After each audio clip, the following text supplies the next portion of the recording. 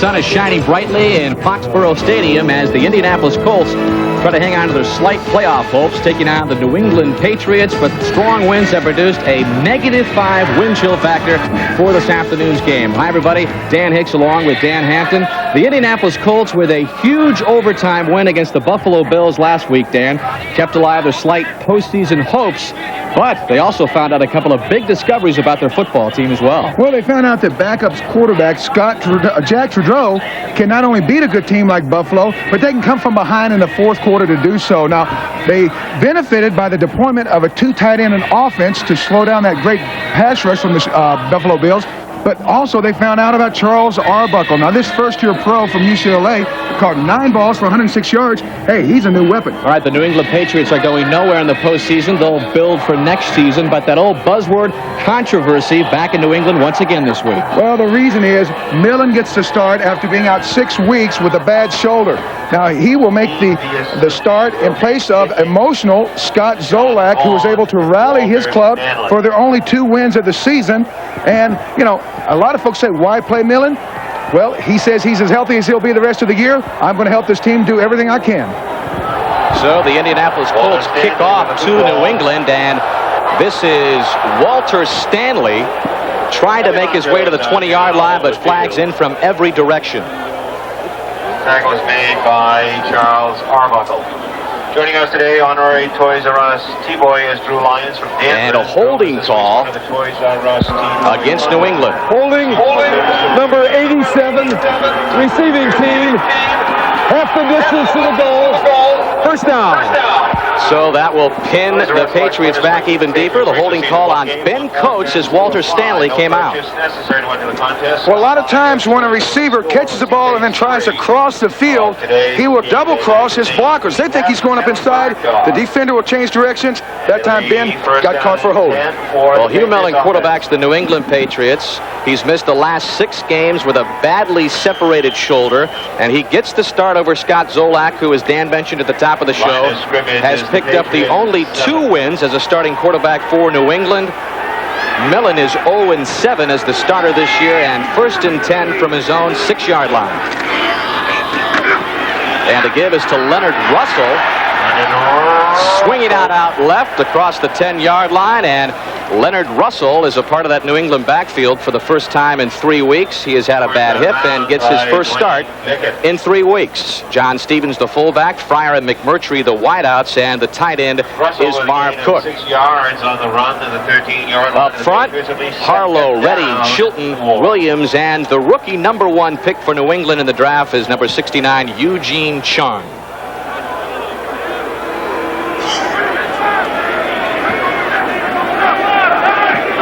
Gain of 6 on the play, so it'll be 2nd down and 4 for the Patriots.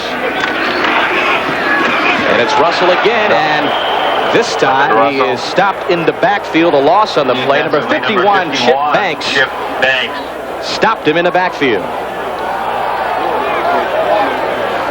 And setting the Indianapolis Colts defensively this afternoon, McClendon getting the start at left end for Sam Clancy, Siragusa Hand, Banks, Radisek continuing to play well. He's been playing for the injured Quentin Coriat, the number 2 pick in the NFL. Harrod has had a bad shoulder, but he's having another outstanding season. Good, Daniel, Baylor, and Pryor in the defensive secondary.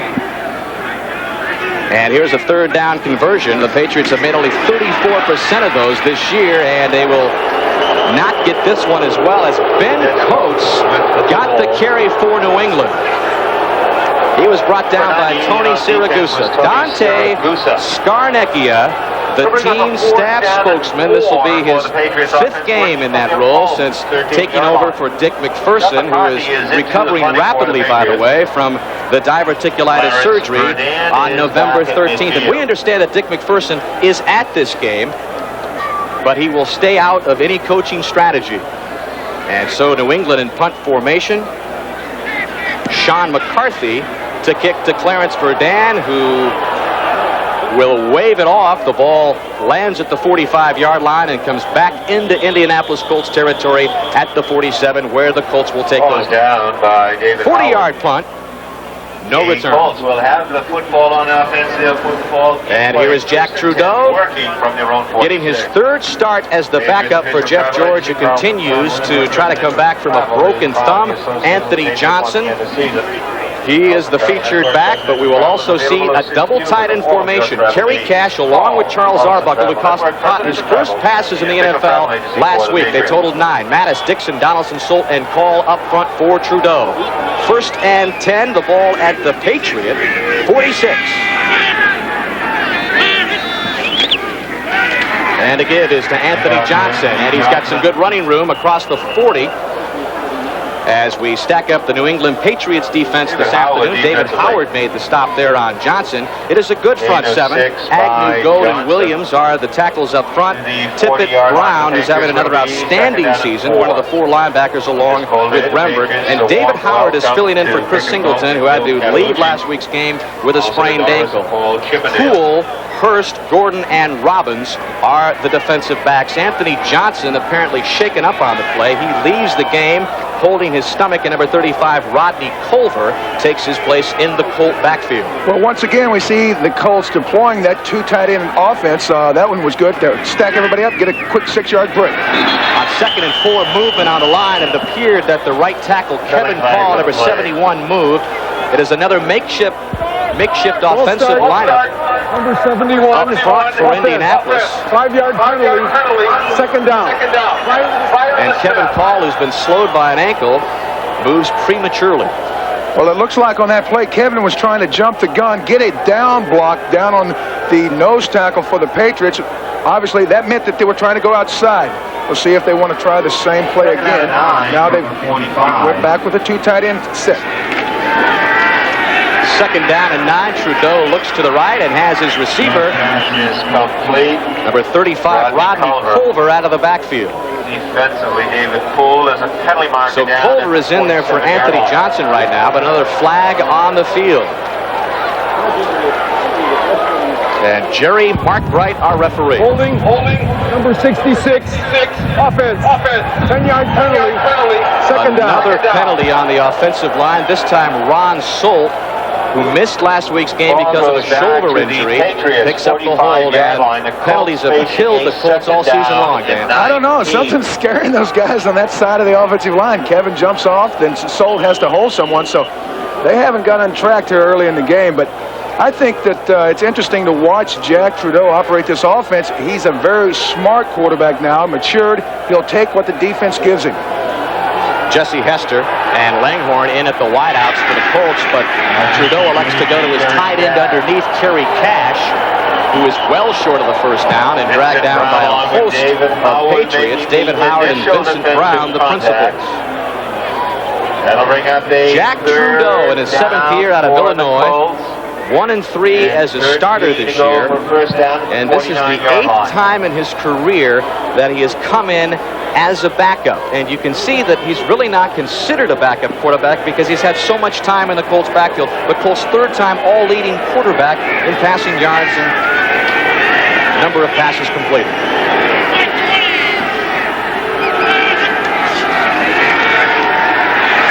Third and 13. Trudeau has time. Rodney Culver out of the backfield.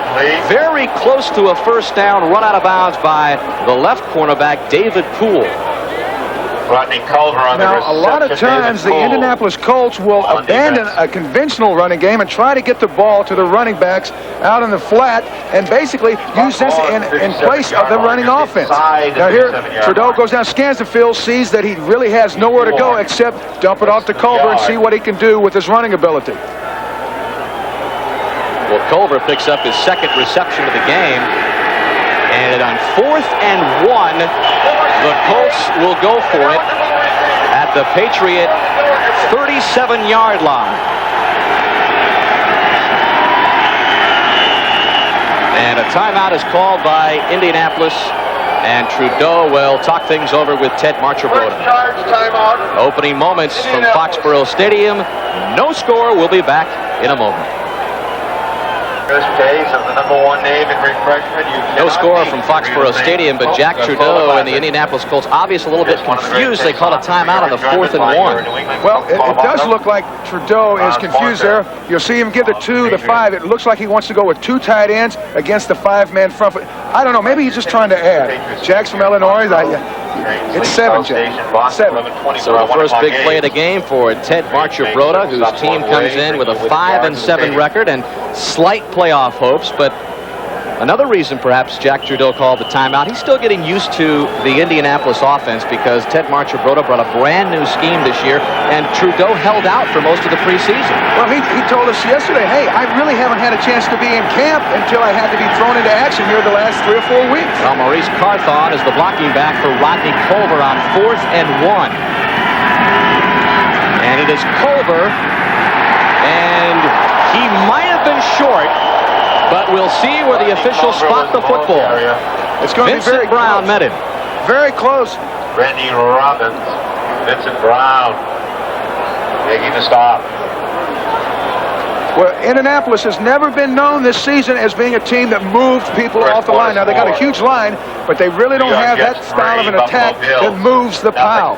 There, it looked like penetration from the Patriots caused them to miss this critical first down try. Cincinnati, nothing. And Rodney Culver picks up the first down for the Colts. Good spot. And Dante Scarnecchi, his team backed up early. Well, it looks like David Howard busted through a gap there, missed the back in the backfield, allowing him to go ahead and fall and make the first down by just inches. So the Indianapolis Colts now 7 for 15 on 4th down attempts this year. And a pitch to Culver on the right side. He's inside the 35, down to the 32-yard line, where Ray Agnew and Vincent Brown were there to meet him. On the tackle. Well, it has been an anemic rushing year for the Indianapolis Colts, to say the least. They're 834 yards this season, the lowest in the NFL. In fact, 9 NFL running backs have rushed for more rushing yards than the entire Colt team. Well, it's been a grab bag type of offense, always coming from behind, but if they can run, they're a lot better offense.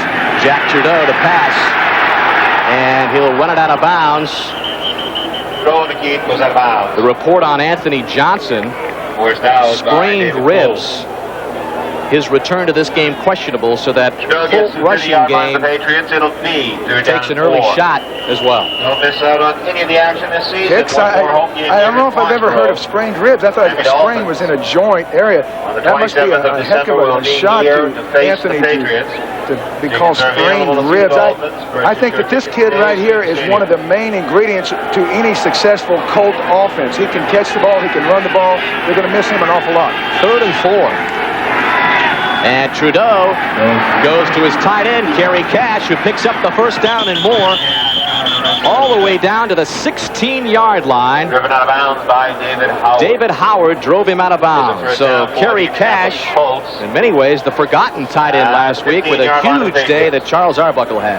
Well, the Colts like both their tight ends, Kerry Cash and Charles Arbuckle. You can see both can catch and run.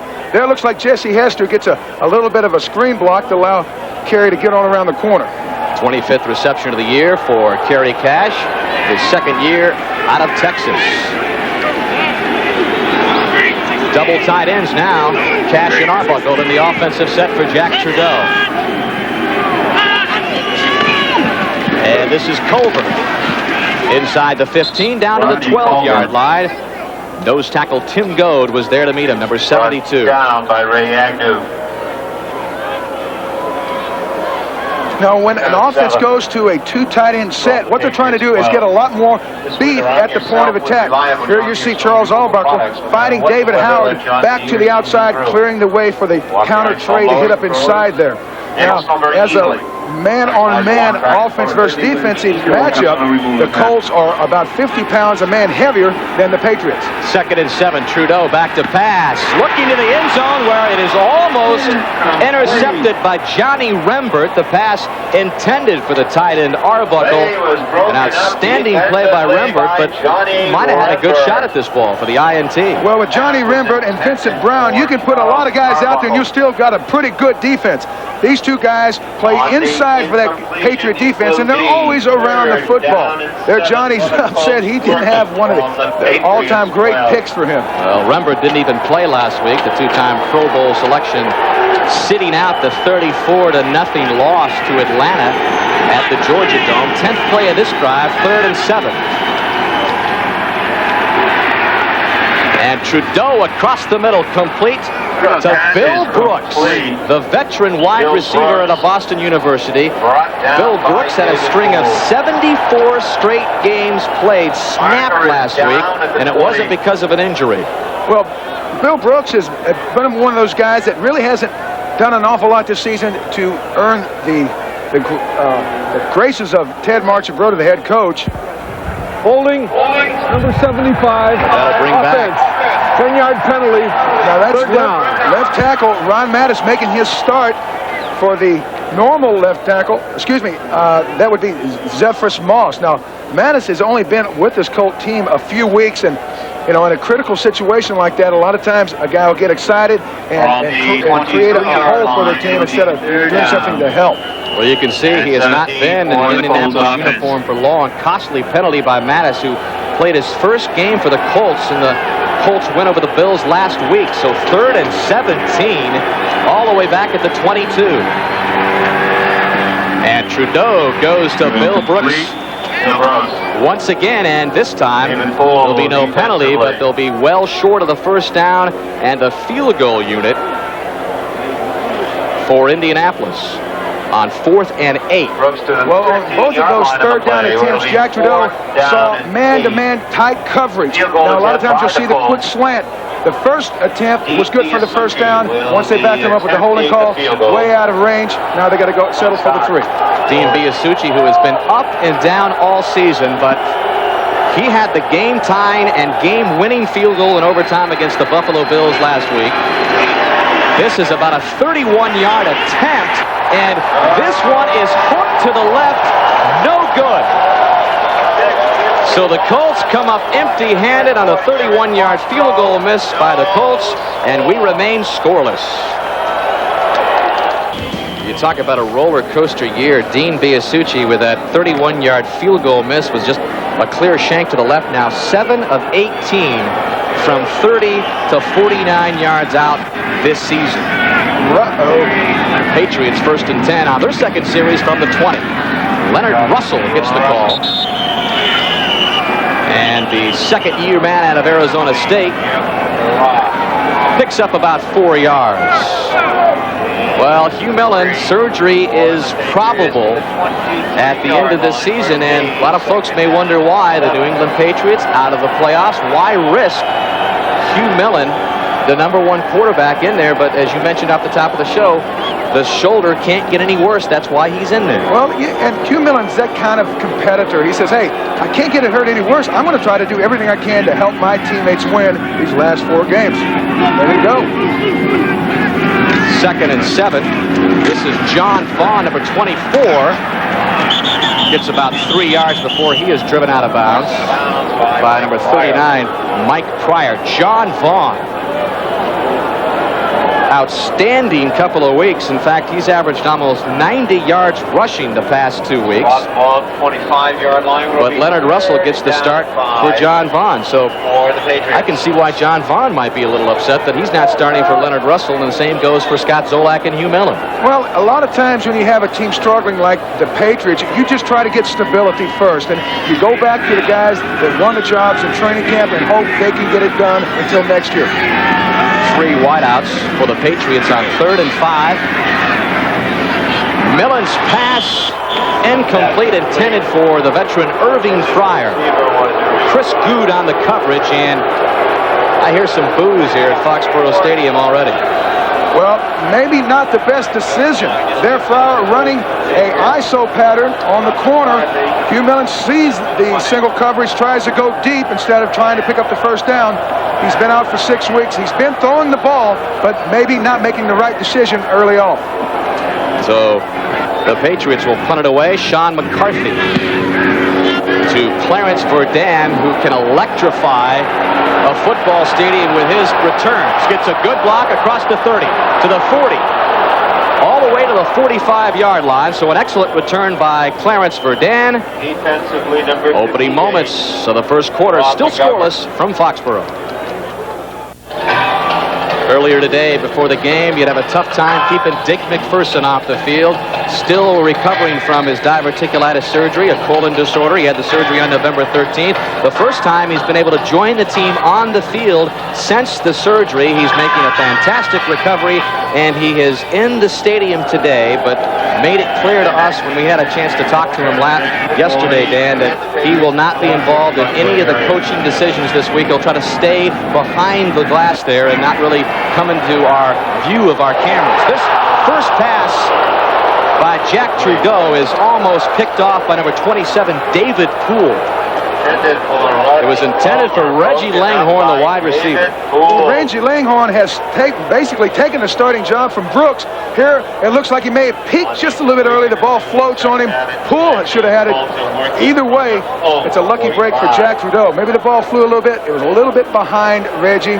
Well, it was intended for Rodney Culver. Those numbers look a lot alike. It's number 35. The pass was intended for Culver, incomplete. And on 2nd and 10, Rodney Culver gets the carry, and he's just back at the line of scrimmage to bring up 3rd and long. Brent Williams and David Howard were there to meet him. Well, here in the early going, it looks like New England is basically going to challenge the Colt offense to throw the ball. They've got 8- and 9-man fronts an awful lot of the times. The Colts are going 2 tight ends. They're saying, fine, we'll put extra safety up there, see if you can block everybody. Making Jack try to get the ball downfield. Right now, he's just trying to spread it around to the backs. 3rd and 9. And Trudeau has Culver out of the backfield, and it looks like Culver picks up a 1st down. David Howard there on the coverage. There again, Trudeau is one of those guys that is very, very patient. He looks down the field, not going to make a crucial mistake. He's going to go ahead and throw the ball to him. Here you'll see Culver coming out of the backfield. He will swing to the left. Trudeau going downfield. You'll see him looking straight downfield, looking to the left. Says, okay, I've just got to take what they give me. Culver able to beat Howard to the 1st down marker. 1st and 10 at the Patriot 43 for the Colts, who came up empty on a 31-yard field goal missed by Dean Biasucci. Driving here again, and this is Culver, who's been the featured back today in the absence of Anthony Johnson, whose return is questionable. Sprained ribs, the injury report on Anthony Johnson. So Rodney Culver, who has scored 8 touchdowns for the season, you can see 5 in his last 3 games, normally isn't the workhorse of the rushing attack. He's normally just found pay dirt this season. Well, you said in the opening they found out some things last week. Well, maybe they'll find out something about Rodney Culver running the ball today. He can do it. He's low and powerful. 2nd and 7. And this is Culver again on the pitch. And he's inside the 40 to about the 39-yard line. For a gain of 1, Vincent Brown, the left inside linebacker, made the stop. Now, the folks at home can see all the red shirts in the picture. When you go with a 2 tight end set, basically what you're doing is bringing all the action in close to the ball. Now, when you do that, you've got to have more powerful people than the defense puts up there. Right now, they're not knocking the Patriots off the line of scrimmage. That's why the running game is floundering. Well, approaching the 3-minute mark of the first quarter, no score. Ball at the Patriot 39. 3rd and 6. Trudeau with a drop. And the pass is complete to number 88, Kerry Cash, the tight end. We'll return to Foxborough Stadium in a moment. First, let's go to our New York studios and Bob Costas. Well, the Browns grab a 7-0 lead at home over the Bengals. Kevin Mack off left tackle for the 7-yard touchdown. And in the Battle of Ohio, the Browns, who have a shot at a wild card spot, lead 7-0 in the first quarter.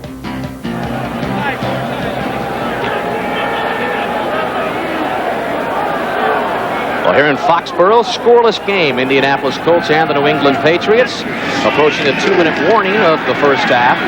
Colts with a 1st and 10 at the Patriot 31. Trudeau firing and once again complete, this time to the wide receiver Reggie Langhorne. And the former Brown comes up big with another first down for the Colts. 14-yard line. Well, Reggie Langhorne here running from the outside wide receiver position. He likes to run the slot, Dan. He's a big guy. He likes to get in there and bang around on safeties and corners. Here you see him coming across. Now, that takes a long time to develop. Well, Jack Trudeau was able to get that time because he kept both tight ends in blocking. Now, that's 7 linemen on 4 rushmen. You got a lot of time to wait for those patterns to open up when you keep those guys in. First and 10. Trudeau, plenty of time, will simply throw this one away. It was intended for Jesse Hester in the left back corner of the end zone. And that'll bring up second down and 10 for the Colts. Maurice Hurst on the coverage. Well, this is the first time Jack Trudeau has gotten his uniform smudged a little bit. Here, once again, the great Andre Tippett, he's done this for a lot of years, beats a running back 1-on-1, forces Trudeau to throw it high into the end zone. Well, Trudeau had an outstanding week last week, picking up his 5th career 300-plus passing game. Matter of fact, it was the 2nd best passing day he's had in his career. On second and 10, he'll throw to the end zone once again. There were no Colt receivers there. We believe it was intended for the tight end Charles Arbuckle, number 81, but flags have been dropped on the play. Well, New England countered. They said, hey, we're not going to let you sit back there all day. It looks like a procedural penalty. Basically, New England said, hey, Joe Collier, the great defensive coordinator, says, I'm not going to let you sit back there and pick me apart. I'm bringing some extra bodies. Holding, number 66, offense, 10-yard penalty, second down.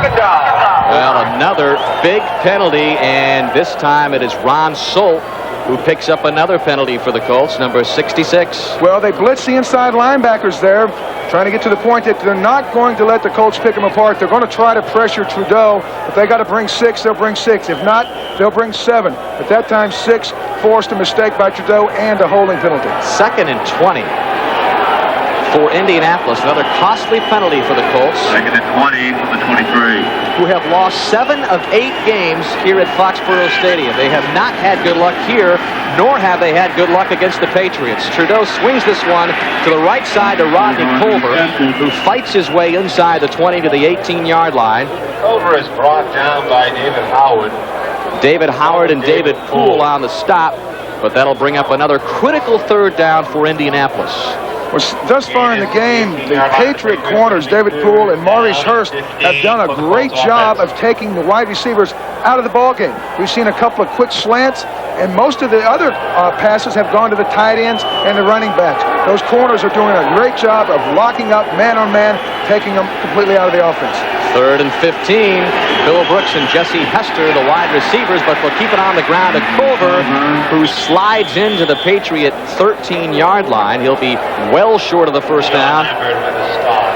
And here, once again, is Dean Biasucci, who just a few moments ago missed a 31-yard field goal attempt. Well, it's obvious that Ted Marchibroda does have confidence in Biasucci because on that 3rd and long is a give-up play setting up for the field goal. It was just a pitch, didn't try to get it into the end zone, basically said, we'll take our 3 and go on. Inside 10 seconds to go in the first quarter, Biasucci, a 31-yard field goal attempt. He missed from this distance just a moment ago. This time does not get very good leg into it, but does get it over the crossbar. So Biasucci wasn't impressive, but he's 1 for 2 this afternoon, and that gives the Indianapolis Colts, after the end of the first quarter, a 3-0 lead over New England. All the Patriots offense for further detail. Well, the Colts field goal kicker, Dean Biasucci, has attempted 2 31-yard field goals. He has made one of them. In defense of his miss, the flag was blowing into his face on both misses, but he really didn't hit either one of them very well. And as you can see, Indianapolis is just rolling up yardage and has a big advantage in the time of possession as well early. Walter Stanley and John Vaughn back deep to receive Biasucci's kick. And this is Walter Stanley across the 25. Still on his feet, reversing his field back to the 20, across the 25 again, and that may be the longest short return of his career. I swear, if you fish, this guy looks like a topwater bait. He just jumps and moves everywhere. We're scoreless from Foxborough. We'll return in a moment. the aerobic light infection. The Indianapolis Colts have steamed ahead to a 3-0 early lead over the New England Patriots as we head to the second quarter. Rodney Culver's hood is on fire. -5 wind chill degree factor out there. That shows you the dangers of smoking. Look at how the Indianapolis Colts have dominated the Patriots in total yards, 123-10. The Patriots haven't really done anything on their first 2 possessions, and as they start their third possession, Irving Fryer makes the catch for New England. Eugene Daniel on the coverage. Well, I think the difference thus far is the fact that neither team has been able to run the ball, but Jack Trudeau has been able to move the chains by getting the ball to the running backs. Basically let them get the 4 and 6 and 8 yard catches for runs in place of that running game, and I think that's what New England has to do to get the chains moving, is those quick little passes and get those defenders off the line of scrimmage. Gain of 6 on the Irving Fryer reception, and this is John Vaughn, who regains his footing at the 32-yard line and tries to fight for extra yardage, but he won't get far at all. Daniel and Mike Pryor, the free safety, had come up. Even though this field has been covered for a couple of days, we had sleet, rain, snow, an awful lot of bad things going on. This field has been covered, but with these temperatures, it's going to be slick, and you'll see a lot of those running tries up inside. I don't think those running backs can get out on the corners and make those cuts. I think a lot of it's going to be straight ahead, power G's, trying to get the ball across the line of scrimmage. 3rd and 3 for Hugh Millen.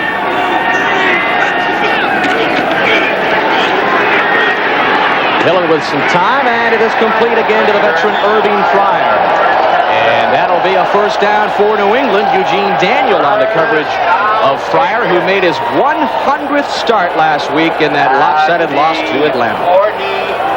Well, Irving Fryer is the go-to guy in this New England offense. He's one of the true outstanding receivers in the game. Here, the corner is basically run off. He gets about 6 yards, clubs and gets back underneath. Good throw by Millen. Millen's got that throwing motion working well. Made 3 good catches, 3 good balls to his receivers now. Ball at the 41, 1st and 10. Millen looks to his left, and once again he has Fryer, who makes a nifty catch at the Indianapolis 48-yard line. A good gain for the Patriots. Eugene Daniel on the coverage. Now, Dan, when we talked to Hugh Millen yesterday, we said, you've been out 6 weeks. You've thrown the ball or what? He says, yes, I have. I've been throwing the ball well for 3 weeks, but this is the first time since the opener against the Rams that I can throw without pain. Now, that left shoulder is a grade 3 separation. It's got the clavicle bone sticking up off of it, but he says, I can still whip that left arm around and fire with my right one. We've seen him throw 5 times. All 5 have been very impressive tosses. Millen getting the start for Scott Zolak, who had been the sentimental favorite. But Hugh Millen says, my shoulder can't get any worse, so I want to play. I want to set the foundation for next year. There was Zolak, who was 2-1 as his 3-game starting stint for New England. John Vaughn. And he'll be caught behind the line of scrimmage for a big loss. Sam Clancy, the left end, had a hold of him. Loss on the play. Well, New England hasn't been able to get that running game going, and basically what they're trying to do is stretch that cavity there. They're trying to create a hole out there around the offensive right tackle. Well, they can't get the inside guys cut off. Siragusa, all the nose tackles, the linebackers are flowing out there, not giving them a running lane to get those big backs up in there. 2nd down and 15 now for the Patriots. Ball at their own 47. And this is Vaughn. And he'll get virtually nowhere as he's stacked up at the line of scrimmage by a host of Colts. So the Patriot running game sputtering early. Well, I just see the Patriot offensive lineman coming off into the Colt defensive lineman, and they're not getting any movement. Now, it's a lot easier to have the receiver run a little 8-12-yard pattern and watch the cornerback try to keep his balance on this slick field than try to move those 300-pounders off the line of scrimmage. I don't think the running game will go until you get those guys back off worried about the pass. 3rd and 14. Patriots come out with 3 wideout set. Millen going downfield, and it is incomplete. It was intended for Michael Timpson, and Chris Good made a nice play defensively for Indianapolis, and once again, the Patriots will have to punt it away. With 37, Chris Good makes a great break on the ball here. He comes back inside tighter than the receiver. I don't know how good a cornerback can cover if that's not an A+. I don't know what is. That guy made a big-time move back to the ball. Good very close to another interception. Clarence Verdun back deep to await the punt from Sean McCarthy. Low wobbling punt and taken by Verdun at the 12, fumbles the football, and the Patriots have recovered. But hold everything, a flag on the field at the 42. It looks like that would be holding against the Colts anyway.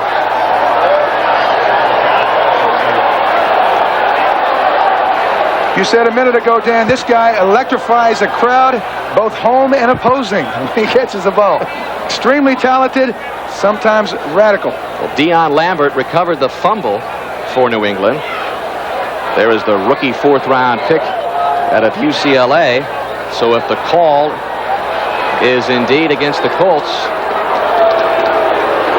it will stand. But the official's still in a powwow at the 25-yard line. There's Jerry Markbright with a white hat. He's the referee.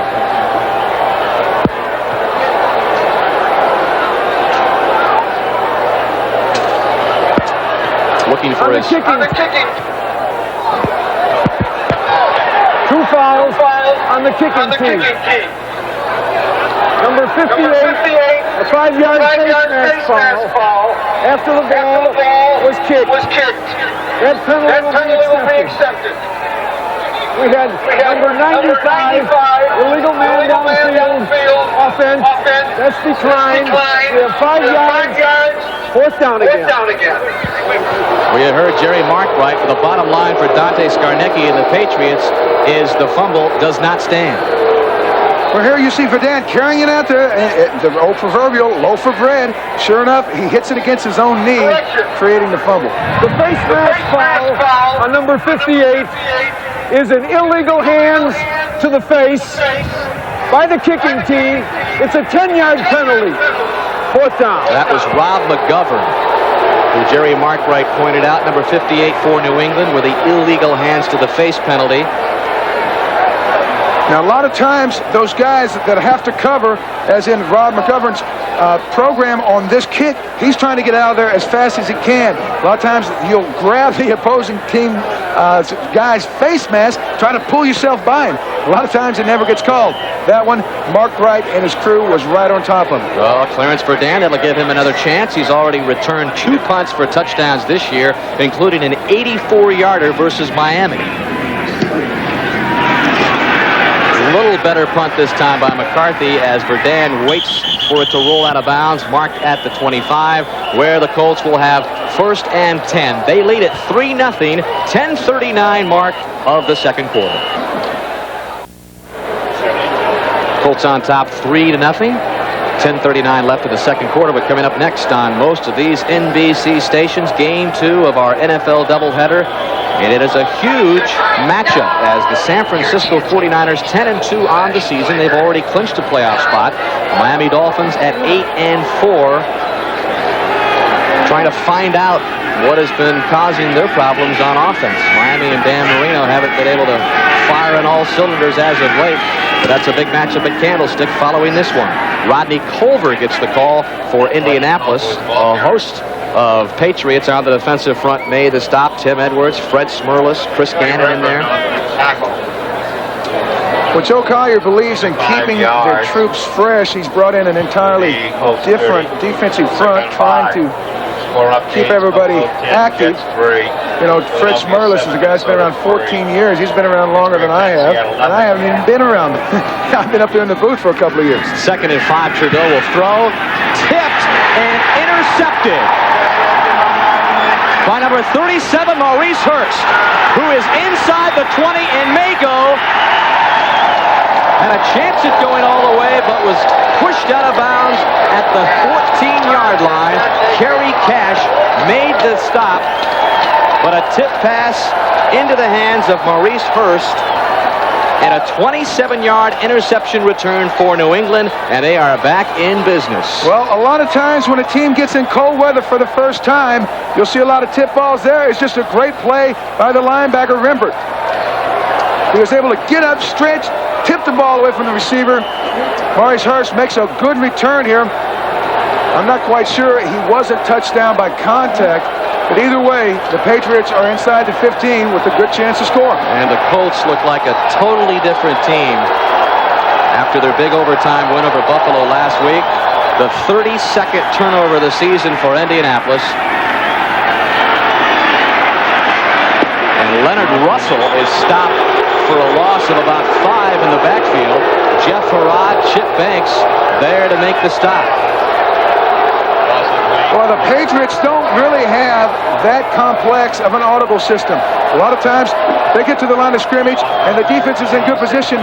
They will not change the play. They'll just run it. That time, they ran straight into Dwayne Bickett standing there unblocked.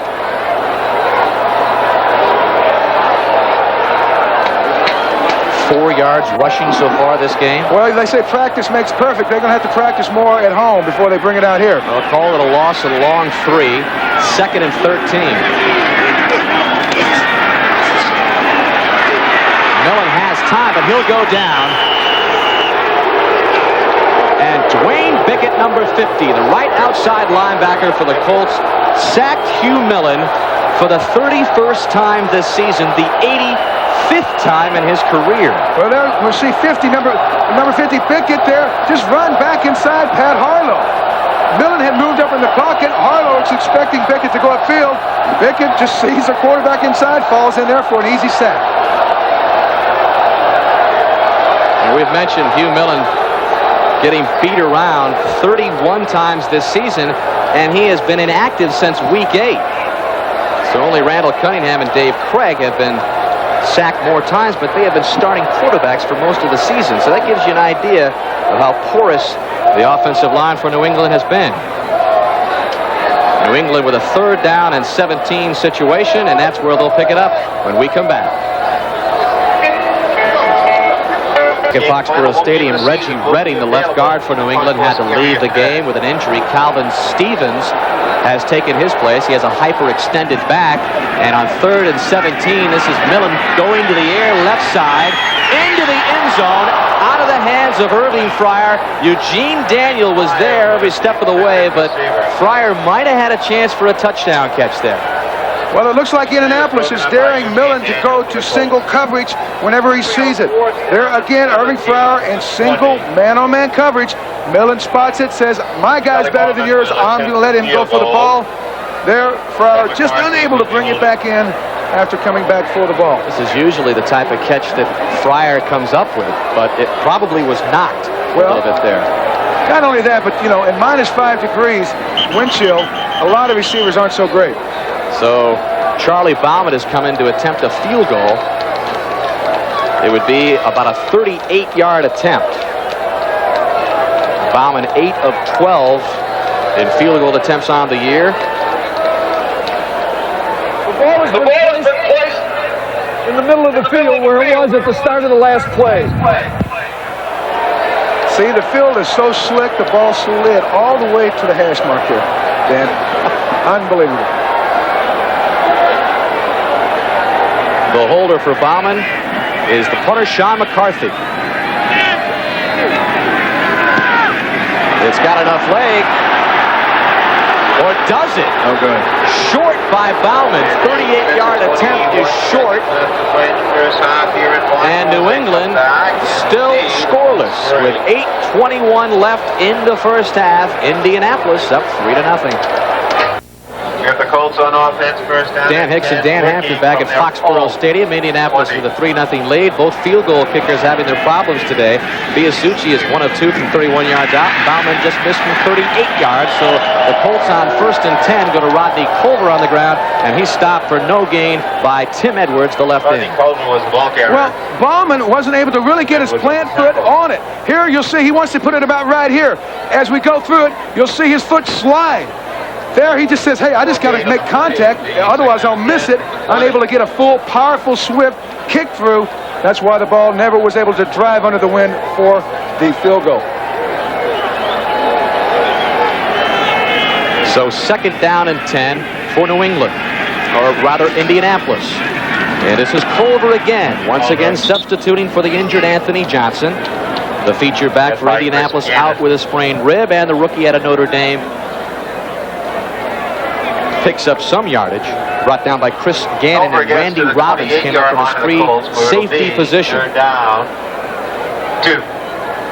The Colts at 5-7 on the season need to win their last 4 games to have any shot of postseason hopes, and they'll even need some help if they are able to pull off 4 straight wins. Trudeau almost stumbles, gets it across the 30-yard line where Andre Tippett makes the stop.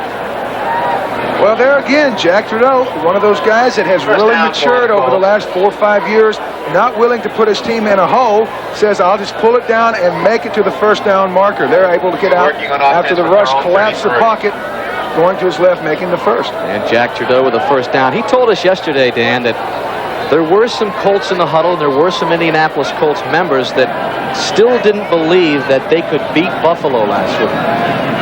Well, a lot of times, talk's cheap. You got to prove it. Kerry Cash and Arbuckle, the double tight end formation for Indianapolis. This is Culver again. Rodney Culver Short gain across the 35. You know, normally in a play like that, where the offensive line basically has a drive block, they just come off with their helmets, try to get into a defender and mash him. That looked like sumo wrestling, Dan. I mean, I was watching those linemen that come off, they kind of get in a bear hug, wall it around, and then they all fall in a pile. They are unable to get that traction needed to move people off the line of scrimmage. There is Jeff George. He is the franchise quarterback. A broken hand versus this same Patriot team 3 weeks ago. He's at least 2 weeks away. In the meantime, Trudeau keeps firing. Complete to Jesse Hester. 13-yard gain by the former Raider, Jesse Hester. Well, it's interesting. Jesse Hester, a former Raider. On the other side, Reggie Langhorne, a former Cleveland Brown, are the new starting receivers for this Colts offense. And both of those guys are big, strong guys that like to run that quick slant. Now, that is one of the daringest patterns a receiver can run, and both of these guys thrive on it. Well, Jesse Hester has just matched the record of 43 straight games with at least a completion to tie Lenny Moore, and Rodney Culver, though, gets caught behind the line of scrimmage here. Defensively for the Patriots. Vincent Brown, the leading tackler for New England, the 5th-year man out of Mississippi Valley State, made the stop. 46-yard line. Well, you'll see Brown right here able to run through. You'll see New England trying to get down the line of scrimmage. The guard unable to get his helmet on him. There, once again, a guy that's 240 pounds can outrun a 300-pounder. It's hard to get that block on the linebacker as fast as Vincent Brown. Vincent Brown said he not only was he embarrassed by the loss last week, the entire team was and should be. This pass incomplete from Trudeau, intended for Kerry Cash. Tim Gordon on the coverage. And that'll bring up 3rd down and 12 for Jack Trudeau. You know, and going back to that story about how Jack Trudeau related the fact that a lot of the guys on the Colts really felt like they didn't have a chance to beat the Bills, and then the longer they were in the game, he could see more and more confidence coming from those players. Like, hey, these guys aren't that great. We can beat them. Well, I think you've got to do it time and time again to develop a confidence of a championship-type football team. 3rd and 12. Trudeau gets the pass off to Rodney Culver. Has some good running room across midfield. He'll get the first down and more all the way down to the Patriot 40-yard line. So Rodney Culver becoming a focal point of this game with Anthony Johnson out injured. Picks up a gain of 14 yards right there. Colts are in Patriots territory. Well, again, Anthony Johnson has been the guy that has been utilized in an offensive structure like this. Here, just a screen right. You'll see the center, Donaldson, getting out there, getting a good block to spring Culver back to the inside. That is Anthony Johnson's bread and butter. The last time he was playing against the New England defense, he set a club record for 240 yards from the line of scrimmage. Now, Rodney Culver's got a chance to do the same thing today in this offense. 1st and 10, Culver on the carry. Rodney Culver only came into this game with 148 yards all season long, just 71 carries. He's been the masher down on the goal line, scoring 8 TDs. Today he's going to get a chance to stretch his hamstrings out a little bit on this track. The Indianapolis Colts rushing woes, last in the NFL, ranking 28th. Just a 2.9 yard a carry for Ted Marchibroda's team. Well, I don't think you can build an offense on a team that cannot rush the ball better than 3.5. Culver on the 2nd and 9 carry. Gets nowhere. Chris Gannon, number 91 there to stop him. The 4th-year man out of Southwest Louisiana. An interesting sidelight to today's game is, Ted Marchibroda has been around so long, you'll see the Colt offense going on the first snap count time and time again before the New England guys can basically dig in.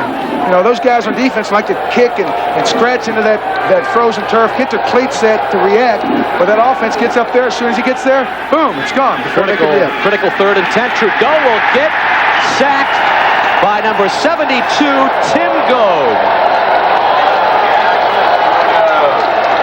Second sack of the season for Goad, the 5th-year man out of North Carolina. Well, it looks like Tim Goad was able to turn a corner on a stunt. There again, it may have backfired on them. New England was ready to go when Trudeau got to the line of scrimmage. They've got a real good jump on the ball, and it looks like the offensive linemen were unable to react on a stunt. Tim Goad, the old tobacco picker himself, coming around for a big trap. Goad from Cloddville, Virginia, now population 149 because the population was 150 before he left. 140. The Colts will punt it when we return to Foxborough at the 2-minute warning in just a moment. The NFL's best to punt it away for Indianapolis, Ron Stark. Walter Stanley awaiting at his 12-yard line for New England. The Colts with a 3-0 lead at the 2-minute warning of the first half. Stanley will take it from the 16-yard line. 2-yard return for Stanley, who gets it up to the 18-yard line. Just a 34-yard punt for Ron Stark. And we'll come back to New England right after this. Even the best can have their off days. The Colts up 3-0 over New England. Ron Stark has an average of 46.4 yards on average. This one, just 34 yards, simply lost his footing. No, that won't make the bloopers, will it? No, Ron, we promise it won't. Ron Stark, 3 punting titles, 1 more, and he'll tie the NFL record, but even the best can have their off days. 1st and 10 for New England from the 11-yard line. Vaughn strung out to the right side for the Colt defense. Dan, even though that wasn't one of his best punts of his career, still did a good job setting the ball down inside the 20 over about the 11. So Vaughn with a pickup. This guy here, he's been one of the big weapons for the Colts offense this year. Anytime they falter, he can get them out of a hole. Irving Fryer, Greg McMurtry, Michael Timpson in the wide receiver set for New England. 2nd and 4.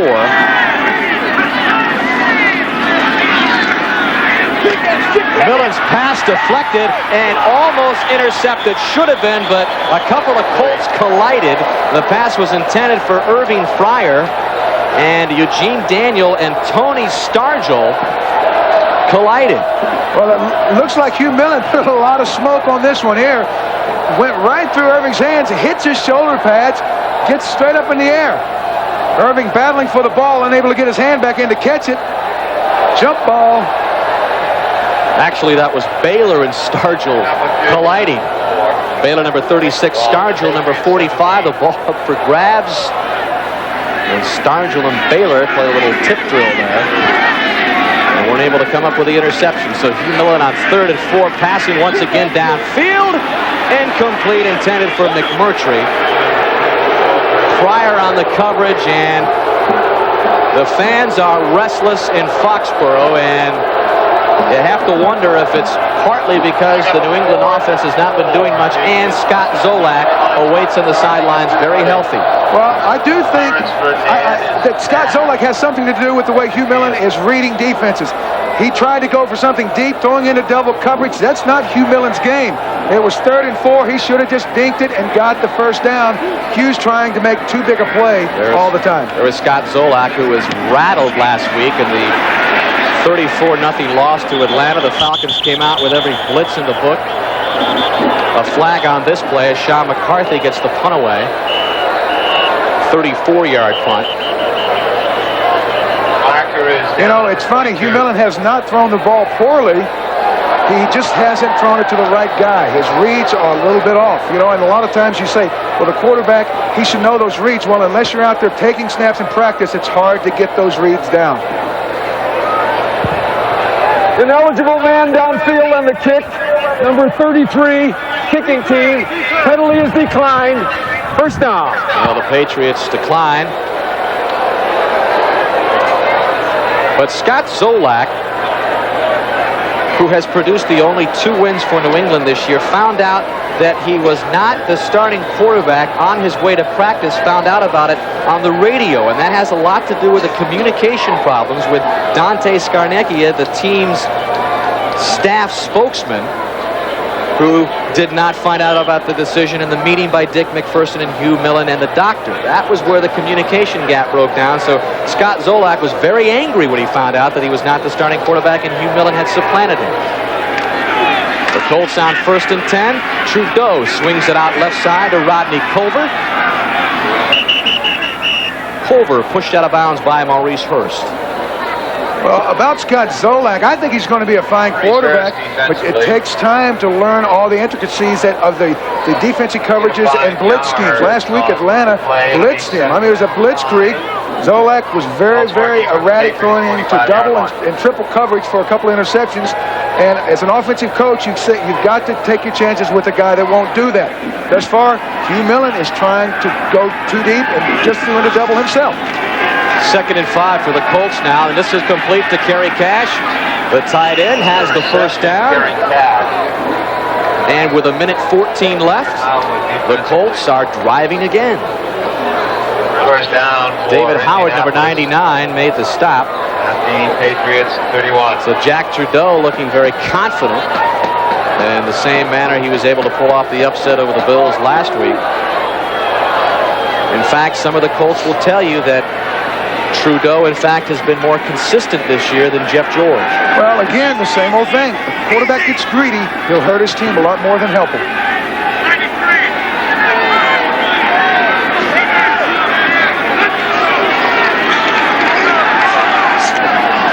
Trudeau's pass incomplete. Intended for Langhorne. Rod Smith there on the coverage. Reggie Langhorne was the intended receiver. Jack Trudeau, 15 and 26 as a career starter. And that record includes an 0-11 record his rookie year for Indianapolis. And he's 13 of 19 with a 1 interception for 133 yards so far today. And now he has 2nd and 10. 1:11 to go in the first half. Indianapolis with a 3-0 lead on New England. Downfield has Langhorne, the wide receiver, who did not make the catch, or matter of fact made the catch, but it looks like the official ruled him out of bounds and Langhorne is upset. I don't believe it was the out of bounds. I think it was basically they're calling this ball out of the grasp right there when it hits the ground. Exactly. And, you know, Reggie Langhorne's a big physical receiver that has no problem going after the ball, even on a hard field like that, just laying it out. There, possibly a good call. It's hard to say from our vantage point. You be the judge, Dan, but it looks like he was bobbling against his face mask right there when he plowed into the ground. The question being, did Langhorne have control? And apparently he did not by the officials' viewpoint. So Trudeau goes up top, nowhere in the vicinity of Jesse Hester. Maurice Hurst on the coverage downfield. And that'll bring up 4th down with less than a minute to play in the first half. And the Colts will send out Dean Biasucci. A couple of interesting calls. Trudeau able to move the offense up and down the field, but once he tries to stretch that defense, get the ball down the field, they seem to be running off the track a little bit. This will be a 48-yard field goal attempt for Biasucci. This time the wind with him.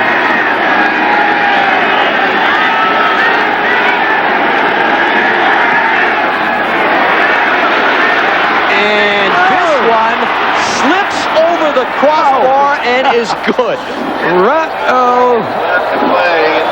That one would not have been good from 49 yards, but Biasucci just inches it over the crossbar. You know, if I was Biasucci, I would just walk off the field like, no problem. That was no big deal. Actually, it didn't hit the crossbar. It hit the bar that comes up into the crossbar. The standard up over the end of the end zone. So Biasucci 2 for 3 this afternoon, and that has been all the scoring as the Colts are up 6-0. No problem.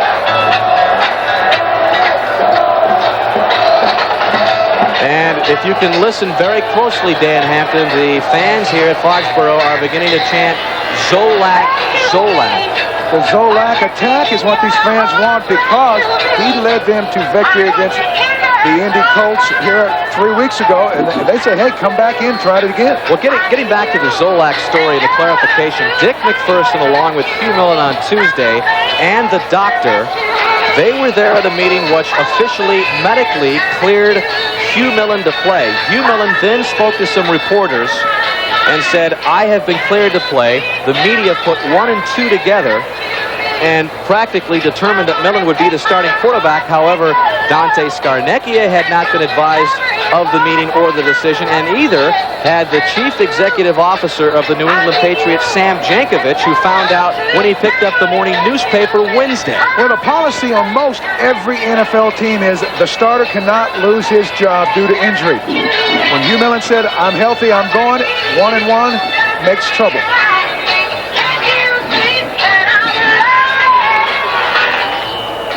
Scott Zolak, a first-year quarterback out of Maryland,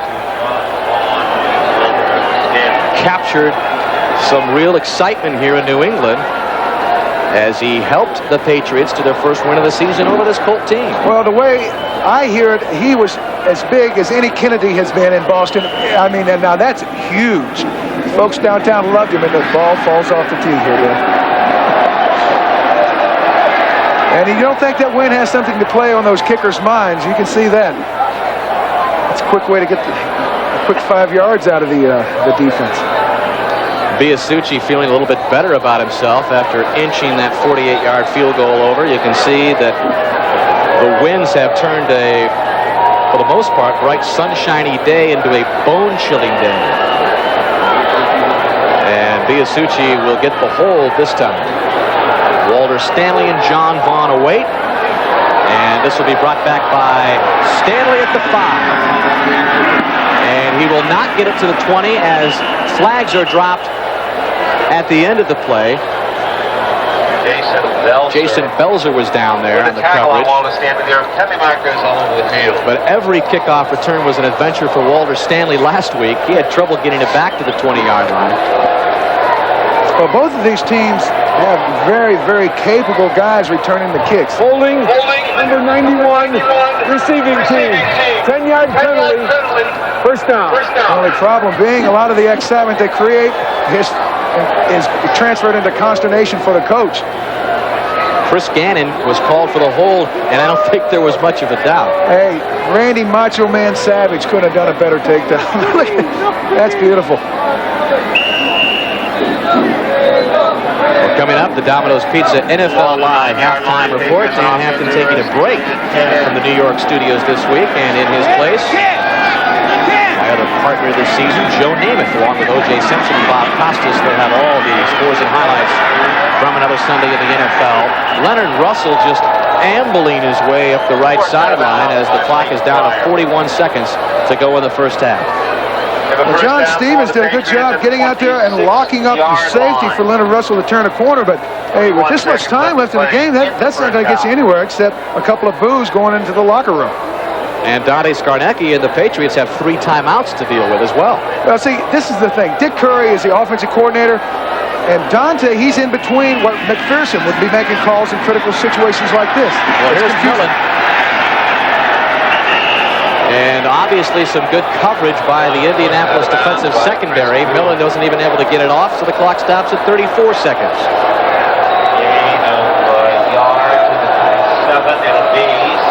Hugh Millen had the separated shoulder in the first quarter of the first game this year, and he's been struggling with it throughout the season.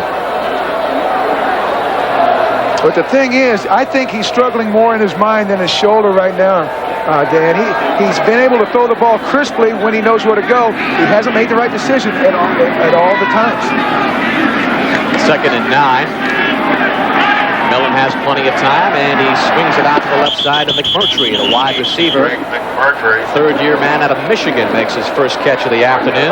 By Eugene Daniel. Now, at this point, in moving the ball down the field, they've gotten the ball out somewhere around the 35. A quarterback can go ahead and start throwing those takeoffs. That's where the receiver just runs straight down the field. Even if it's an interception, they still have a good chance of stopping them from an opposing team score. 3rd down and 3 as the clock was stopped at 28.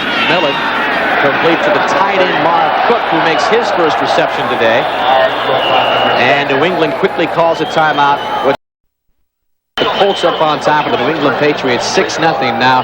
The last play of the first half, Hugh Millen, of course, suffering from that badly separated left shoulder, went down on it again, and we'll have to await what his status will be as we come back to the second half. But even though it's not his throwing arm, Dan Hampton, it still comes into play when he makes his throwing motion. Well, the reason being is in Hugh Millen's throwing motion, when he gets the ball up and gets ready, he separates from the ball and throws that left shoulder through, whipping the ball downfield. If he's unable to get that arm up, he's thrown out of a hole.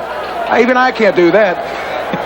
Spoken like a true defensive lineman who moonlighted as a quarterback at Arkansas. Well, the key to this is if you cannot get that hand up and whip that ball, you'll see Scott Zolak and in a hurry. Well, the fans here in Foxborough were chanting Zolak, Zolak as Hugh Millen was holding his shoulder as he went to the locker room, and you can see number 16 warming up.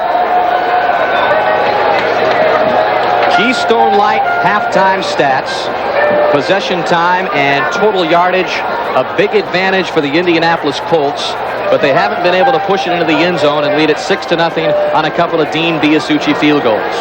Well, a lot of times when you see a team dominate the clock like that, you think they have a big rushing total or a big advantage. That was created by Trudeau getting the ball to the backs, moving the chains. Charlie Bauman to kick off for the Patriots. And this is Clarence Verdun trying to get to the 20-yard line.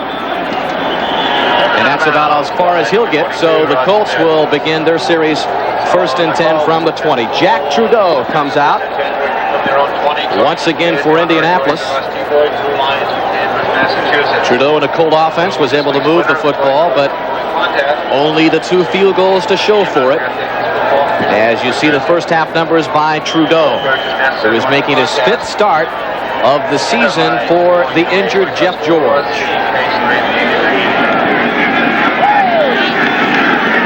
And the Colts come out with a double tight end formation. Rodney Culver gets the carry, and we'll mention once again, if you're just tuning into the second half of this game, Anthony Johnson, the Colts featured running back, had to leave the game with sprained ribs. His return is questionable, and even more questionable because Rodney Culver has come out in the second half once again as the featured running back for Indianapolis. So the Colts rushing game has been anemic all season, the worst in the NFL, and they've lost their number 1 back. But Culver has done a respectable job in place of Anthony Johnson. 2nd down and 7. And it's once again Culver searching for running room around the left side. Short of the first down, it'll bring up 3rd down. Randy Robbins, the veteran free safety for New England, made the stop. You know, if this Indianapolis Colts offense is to go ahead and develop, they're going to have to find a guy that can really get out on the flanks and turn the ball up. Rodney Culver is a very strong running back, a guy that can hit up inside there. Anthony Johnson's forte is catching the ball out of the backfield. They need to come up with a guy that they can be confident getting the ball outside of defense's flanks. 3rd and 5. Trudeau has time, fires incomplete, intended for number 85, Reggie Langhorne. So the Colts punting unit will come out, and we will see if Scott Zolak comes out at quarterback for New England. There, Reggie Langhorne told us yesterday, hey, I'm real comfortable being in the slot. That's starting second in from the outside as a receiver. There, he just didn't have the concentration to hold on. Walter Stanley back deep, standing at his own 31-yard line to receive the punt from Ron Stark.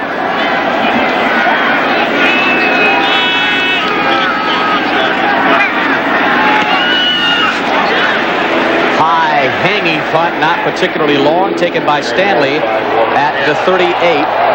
And we just have a report from the Patriots sideline. Hugh Millen re-injured his shoulder, and Scott Zolak will come out to start the second half for the Patriots. Well, I think this crowd is excited about that chance to see the Zolak attack once again.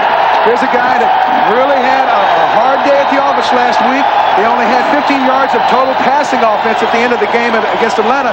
But the 2 previous games, they made a lot of things happen. And listen to the fans in Foxborough. You would think that this team was leading this game. They're down 6-0. Their offense unable to do anything in the first half, and all of a sudden, some electricity in the air as Zolak takes his first snaps of this game.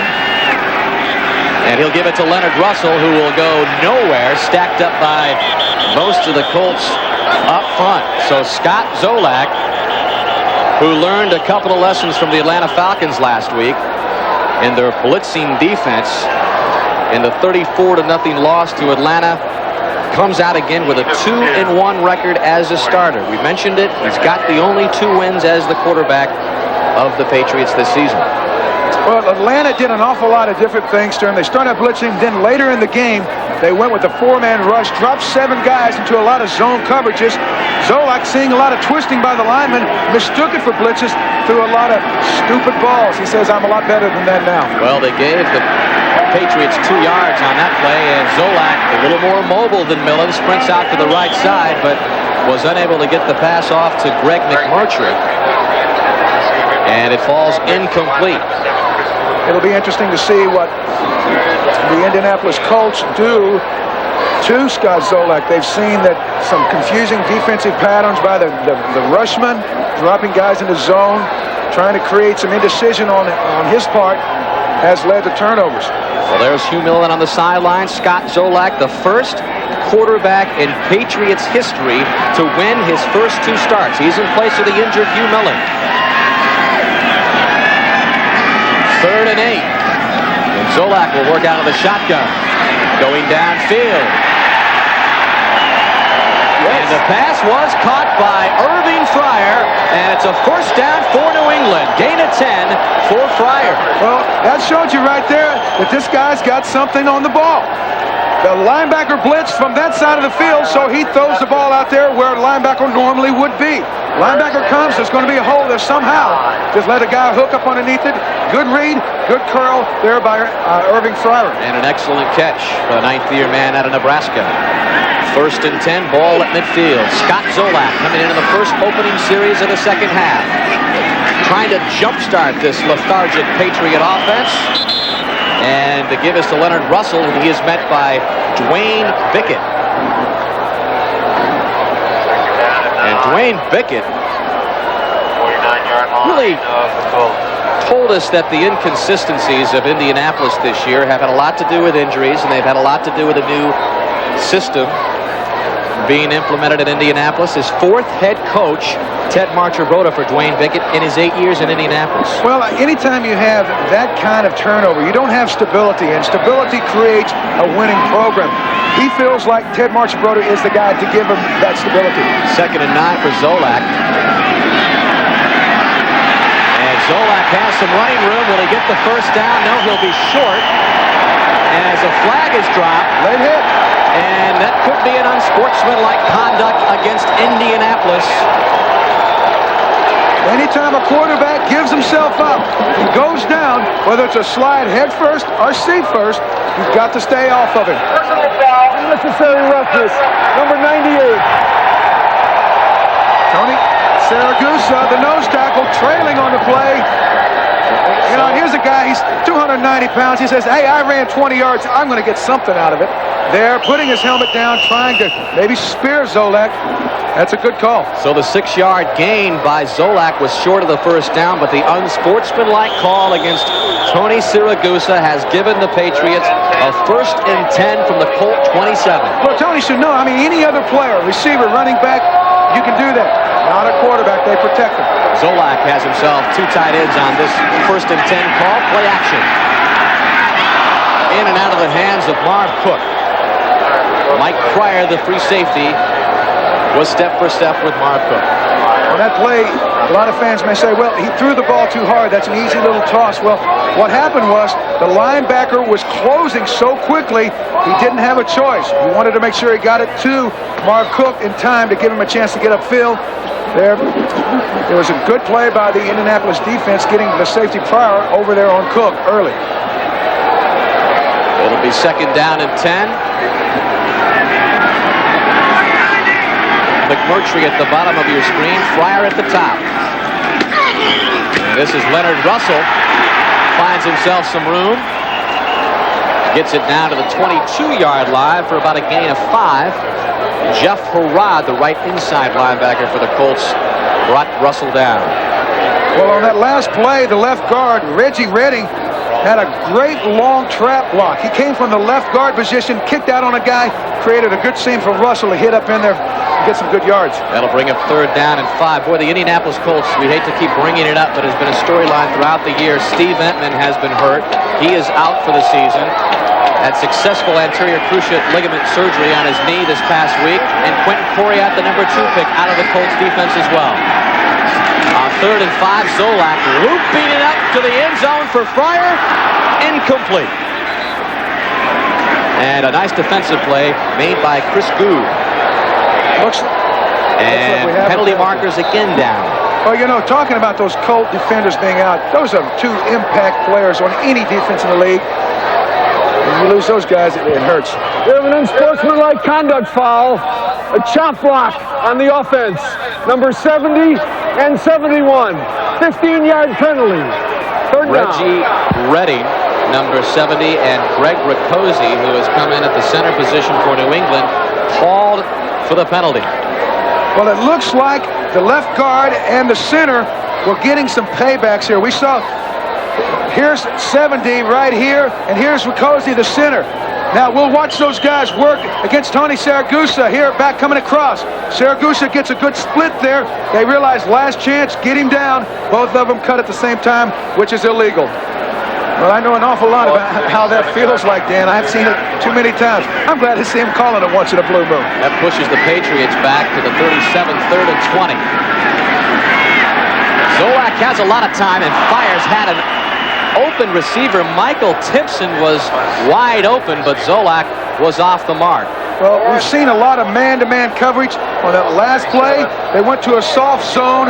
Zolak, thinking man-to-man, tried to fire it in there, when in fact it was just a soft zone. A nice, easy catch would give him the 1st down. Well, Zolak and the Patriots unable to keep this drive alive, so Sean McCarthy steps back into punt formation. And number 39, Mike Pryor, is back deep at the 10-yard line for the Colts. For what it's worth, this kid didn't get a score, but he got the crowd off their seats.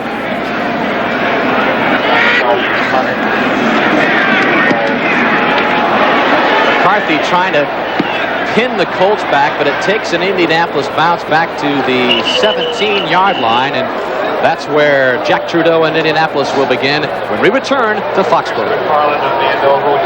Stint back in 1975 with the Indianapolis Colts. Ted Marchibroda, his team engineered the best seasonal turnaround in NFL history. They went from 2-12 to 10-4 and won the AFC East title. Last season, the Colts were 1-15, and if they win 3 of their last 4, they will have the biggest turnaround ever for a 1 in 15 club. So the turnaround master is working his magic once again at Indianapolis. Well, I know a little bit about Ted Marchibroda. He was the offensive coordinator in Chicago in 1980, and he did a lot of good things with our guys. Wasn't there really long enough, but the thing that's impressive about this team's turnarounds thus far this year is their best 3 players, super blue chips, are all on the bench today. George, Ertman, and of course Coria. 2nd and 7.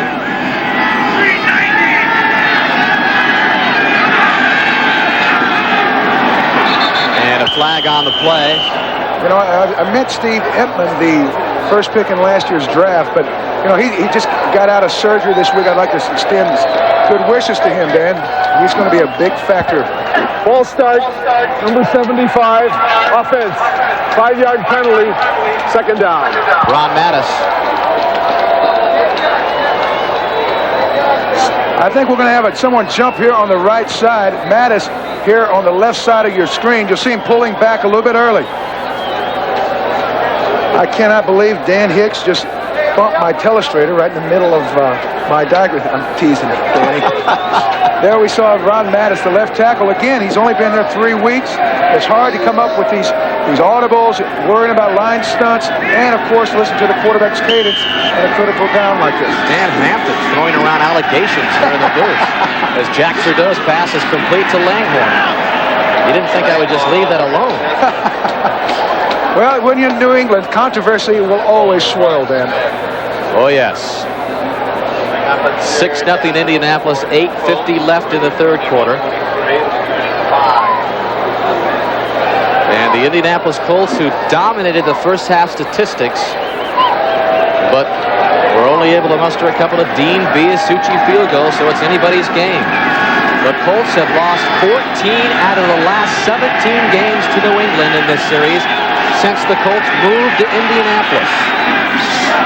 Kerry Cash, the tight end, and he'll pick up the 1st down for the Colts. Well, Deion Lambert was in a real loose man-on-man coverage there on Cash, the tight end. And a lot of times when you send a blitz, those guys got to play off a little bit because they're in man-on-man coverage. If they get burned, it could be 6. There, Kerry Cash able to get the corner off of him far enough to catch the ball and make the 1st. Well, that is Kerry Cash's 5th catch of the game. Charles Arbuckle, who had 9 receptions last week, has only caught 1 ball so far this afternoon. 1st and 10 for Indianapolis at their own 31.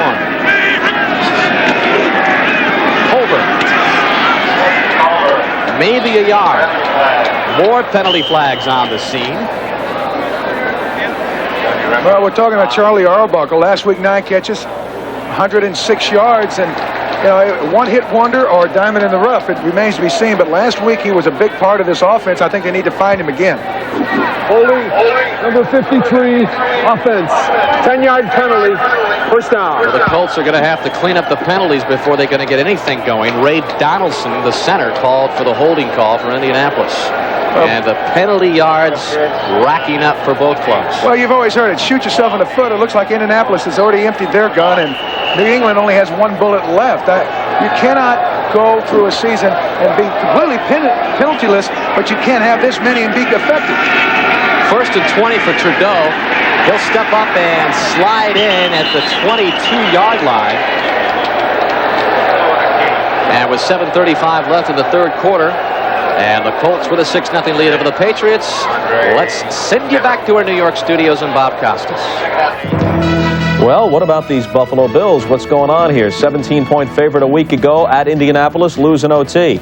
Favored by a similar margin this week at home against the Jets. As you see, they trail 17-10 in the 3rd, following Brad Baxter's 2nd touchdown of the day. That 9-yard run gave him 94 yards rushing for the afternoon. 17-10 New York. So the Buffalo Bills struggling again this week. The Colts beat them last week in overtime.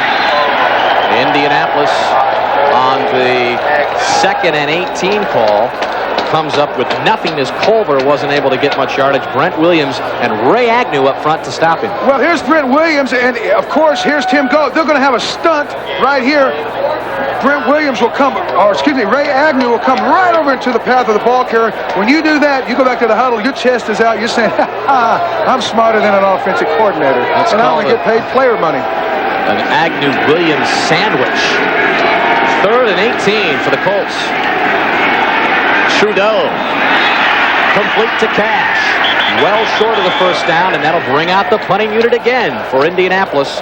Gain of 12 as Ron Stark comes out to punt it away, and we'll get another chance to see Scott Zolak. The Zolak attack. You know, I'm very impressed with both teams' defenses. Obviously, these offenses are struggling, but especially New England. They have nothing to play for, but they're still putting up a big fight. And I think that's Dick McPherson. I mean, that's his soul, his commitment to these players. They're laying it out there again on the line for him today, even though he's not the acting head coach. Walter Stanley back deep for the Patriots.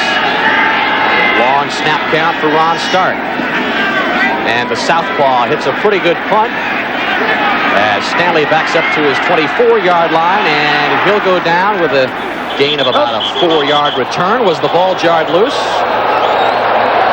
I think the whistles had already blown. It was more or less a setting duck. The officials make the right call. 41-yard punt for Ron Stark, 3-yard return for Walter Stanley, and we'll bring you back to see the Zoman in a moment. Dan Hicks along with Dan Hampton. You flustered me so much already this afternoon. 6-0 Indianapolis leading the New England Patriots. And a reminder, a special afternoon, great NFL action here on NBC next Saturday, beginning with NFL Live, and then the Denver Broncos fighting for their playoff lives. Hopefully John Elway will be quarterbacking that team next week. And the Buffalo Bills, who are losing to the New York Jets this afternoon with a 9-3 record, they're fighting for home field advantage in the playoffs. So a big one next Saturday. Special edition here on NBC. Scott Zolak in his second series for New England in for Hugh Millen. Hands off to John Vaughn. John Baylor, the strong safety, ran him out of bounds. So Zolak led an excellent drive for New England in his first series. 7 of the Patriots will be second down and 11. Well, we talked about it early in the game, how this offensive structure is thus that even if you see your play called by the offensive coordinator and by the quarterback is running into the teeth of a defense, they basically have the mindset, just go ahead and run it. We'll see what we can get. Right then, a strong safety on the line of scrimmage. The play had no chance. Loss of 1, second and 11. Straight drop back by Zolak. The pass batted at the line of scrimmage. And I believe it might have been Tony Siragusa, the nose tackle, who had the deflection on Zolak's pass, which is intended for Ben Coates. Well, Tony is one of those guys really active inside between the tackles, able to get his hand up. You'll see Tony right here working on a double team. You're not going to get many sacks, but you can get your hand up and knock down an awful lot of balls, and that's what a smart guy like Tony just did. The Goose, his nickname, number 98, Tony Siragusa. The loose goose flapping a wing in there, gets a big knockdown. Flapped a big one there. 3 of 9 on third down conversions the Patriots are this afternoon. This is 3rd and 11. Zolak rifling it downfield. It was intended for Timpson, incomplete. Chris Good was there defensively. And Zolak once again comes out as the punting unit comes in for New England. Well, again, the New England offense in the 3rd and medium, 3rd and 6, 7, 8. They try to go for a 30, 40-yard pass downfield. Now, I don't know how smart that is. You need to keep the chains moving like Indianapolis has done. You can't do it going for the bomb every 3rd down. Clarence Verdun stands at his 39 to await the McCarthy punt. Backs up to the 36, looking for room around the left side. Nothing there. Tries to turn it up and actually loses some yardage as Verdun gets back to the 35-yard line. 4:48 remaining in the 3rd quarter, and our score still 6-0 Indianapolis. Well, Jeff George has missed the past 3 weeks with a broken hand. He's not expected to be back until 2 weeks. So in essence, the Indianapolis Colts have $4 million in salaries on the bench if you include George, Entman, and Quentin Coriat. Jack Trudeau on first down, firing downfield, and a nice catch made by Jesse Hester, but he was out of bounds, so it'll be incomplete. Jesse Hester was the intended receiver. That'll come back second down. There's a pretty good toss by Trudeau. Hester makes a great adjustment on it, just getting the ball in a yard or so out of bounds. But still, it is amazing to me, Dan, how these guys are trying to throw the ball down the field in this type of temperature and wind. Well, getting back to Jack Trudeau, of course, in for Jeff George, it's been inconsistency which has plagued the Colts this year. They beat previously unbeaten Miami. Then they lose to the previous winless Pats here 3 weeks ago, and then they beat the Bills last week, and that has to do with the injuries and the penalties and everything else, as Rodney Culver gets the carries. But that seemed to be the underlying theme as we talked to the Colt players yesterday. Well, a lot of times when we talked about the different coaches, 4 in the last 8 years, Dwayne Biggett told us about it. When you don't have that stability, you don't have a guy that's going to be there 3 and 5 and 8 years. It takes time, and especially when you got a guy like Jeff George, who was the first pick in the draft, and he hasn't been able to develop as quickly because he hasn't been able to play, your team's going to sputter. Jack Trudeau, folks, is just simply the backup. Ted Marchibroda told us that Jeff George is his quarterback. And Trudeau, a little miscommunication there with Rodney Culver, who had come out of the backfield. It looked like Trudeau wanted an out pattern, and Culver had curled in. Well, again, in this offensive structure, Jack Trudeau held out during training camp, really never got a lot of snaps until Jeff George was injured. He's still on the come as far as learning this thing. He didn't make the right read at that point there, but he's done a pretty good job of keeping the chains going down the field today. So once again, Ron Stark has come on to punt. Walter Stanley is back deep. Low-scoring affair, 6-0, just under 4 minutes left in the third. Well, I think a return's going to play a big part in this game. As cold as it is, these guys are going to start loafing on the way down. Somebody's going to pop them. End over end, Stanley awaits for it, and he'll fair catch it at the 30-yard line. It's funny. So the Colts and Patriots locked up in a low-scoring duel here at Foxborough. And we'll see what the Patriots can do when we come back. The feet of Indianapolis Colts punter Ron Stark, and he's on that device there to try to get the mud out of his cleats, falling for the second time this game. Only a 33-yard punt by the NFL's leading punter, but by the time this game is over with, Greg Montgomery of Houston may surpass him. Scott Zolak runs out of the pocket for New England, and we'll step aside from Foxborough and once again send it back to Bob Costas in the War of New York studios. All right, Dan, Seattle pulling a surprise in Pittsburgh, at least at this point. Stan Gelbaugh rolling right, hitting John L. Williams with the 3-yarder. They take the lead. They're about a 2-touchdown underdog, and Pittsburgh hasn't lost at home all year. 5-0 at Three Rivers, 9-3 overall, but the Seahawks at 2-10, leading 14-10 in the fourth. All right, Bob, thank you very much. The Seahawks. That defense of theirs is keeping them in every game, going to make them win some. Leading the Steelers. Zolak's pass complete to the tight end Marv Cook. Chip Banks is there to meet him. And Chip Banks having another outstanding season for the Colts. He leads the team with 9 sacks. In fact, it's his highest total for Banks since his Pro Bowl season back in 1985 when he had 11. The 10-year veteran at a USC. He and Bickett, the former Trojans, in that linebacking corps. Well, Rick Venturi, the defensive coordinator, says, this guy isn't as great as he once was, but every once in a while, he can be as good as he's ever been. Nickel package for the Colts on 3rd and 5. Zolak slings it over to the 40-yard line. Incomplete. Marv Cook, the intended receiver. John Baylor, the strong safety, on the coverage. Well, I think for New England to move the ball, you're going to have to hear the name of Marv Cook an awful lot. And that was the right idea, trying to get the ball to your big tight end. He's a big target there. Cook slips right at a crucial point in his pattern, unable to get back out to catch the ball. Good throw, though. Another punting situation for the Patriots, who have been shut out twice in a season for the first time in 20 years, and are being shut out by Indianapolis here in the third quarter as Clarence Burdan waits for a fair catch, juggles it, and is able to hang on. And Indianapolis will work from its 21-yard line. 39-yard punt by McCarthy. Buffalo today, part of our NFL lineup next Sunday here on NBC.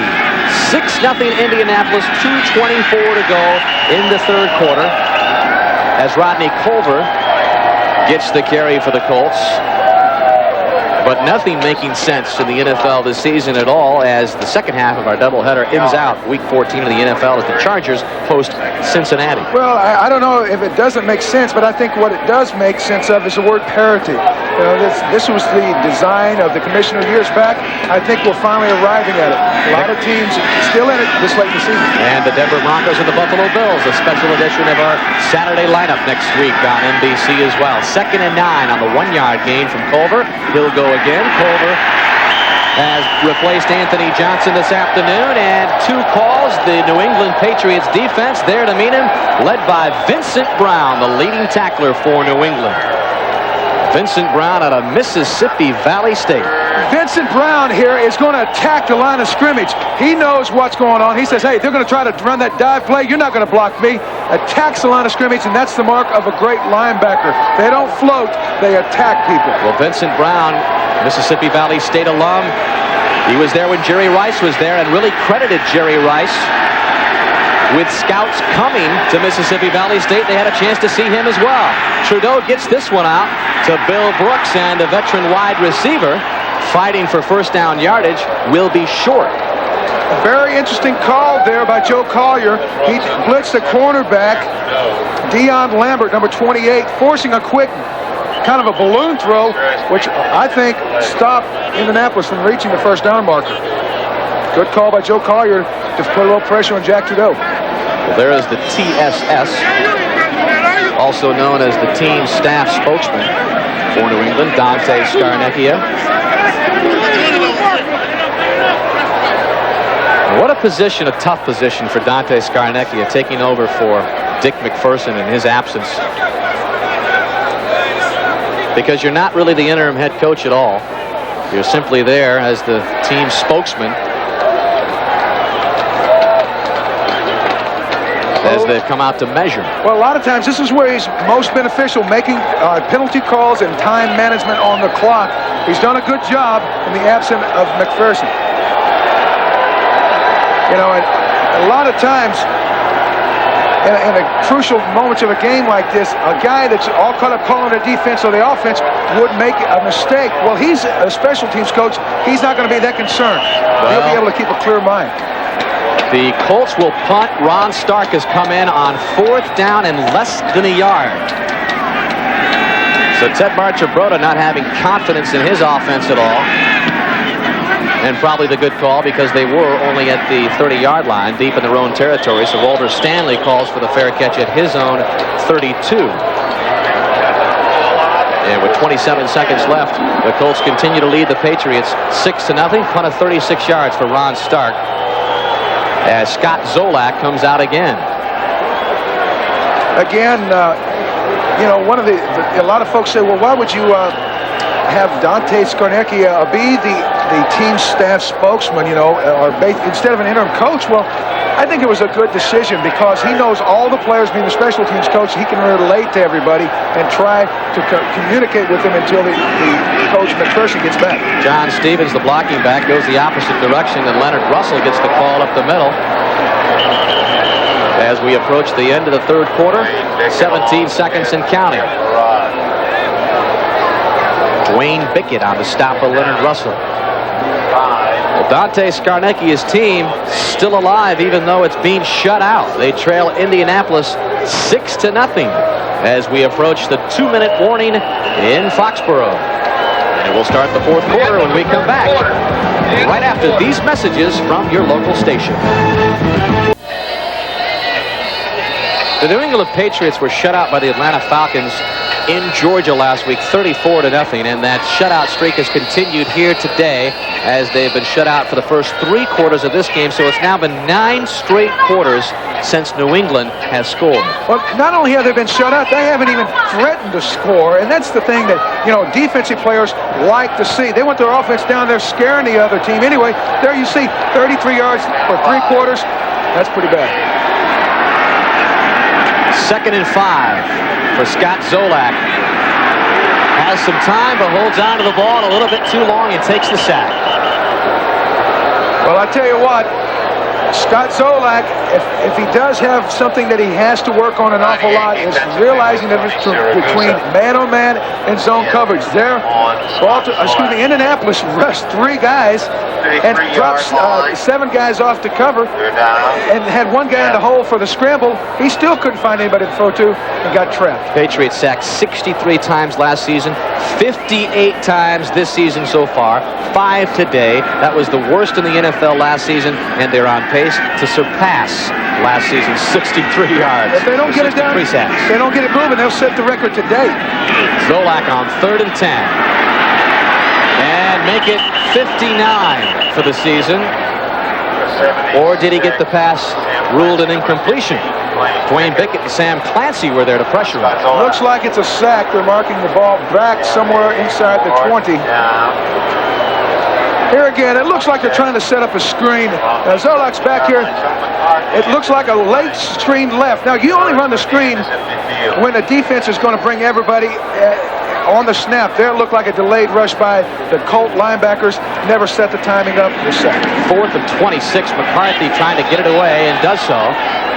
Taken by Clarence Verdun at the 46, and just a few yards return for Clarence Verdun, who's had a tough time getting any return yardage today. Dion Lambert made the special teams tackle downfield for New England. A punt of 37 and only a 4-yard return for Verdun.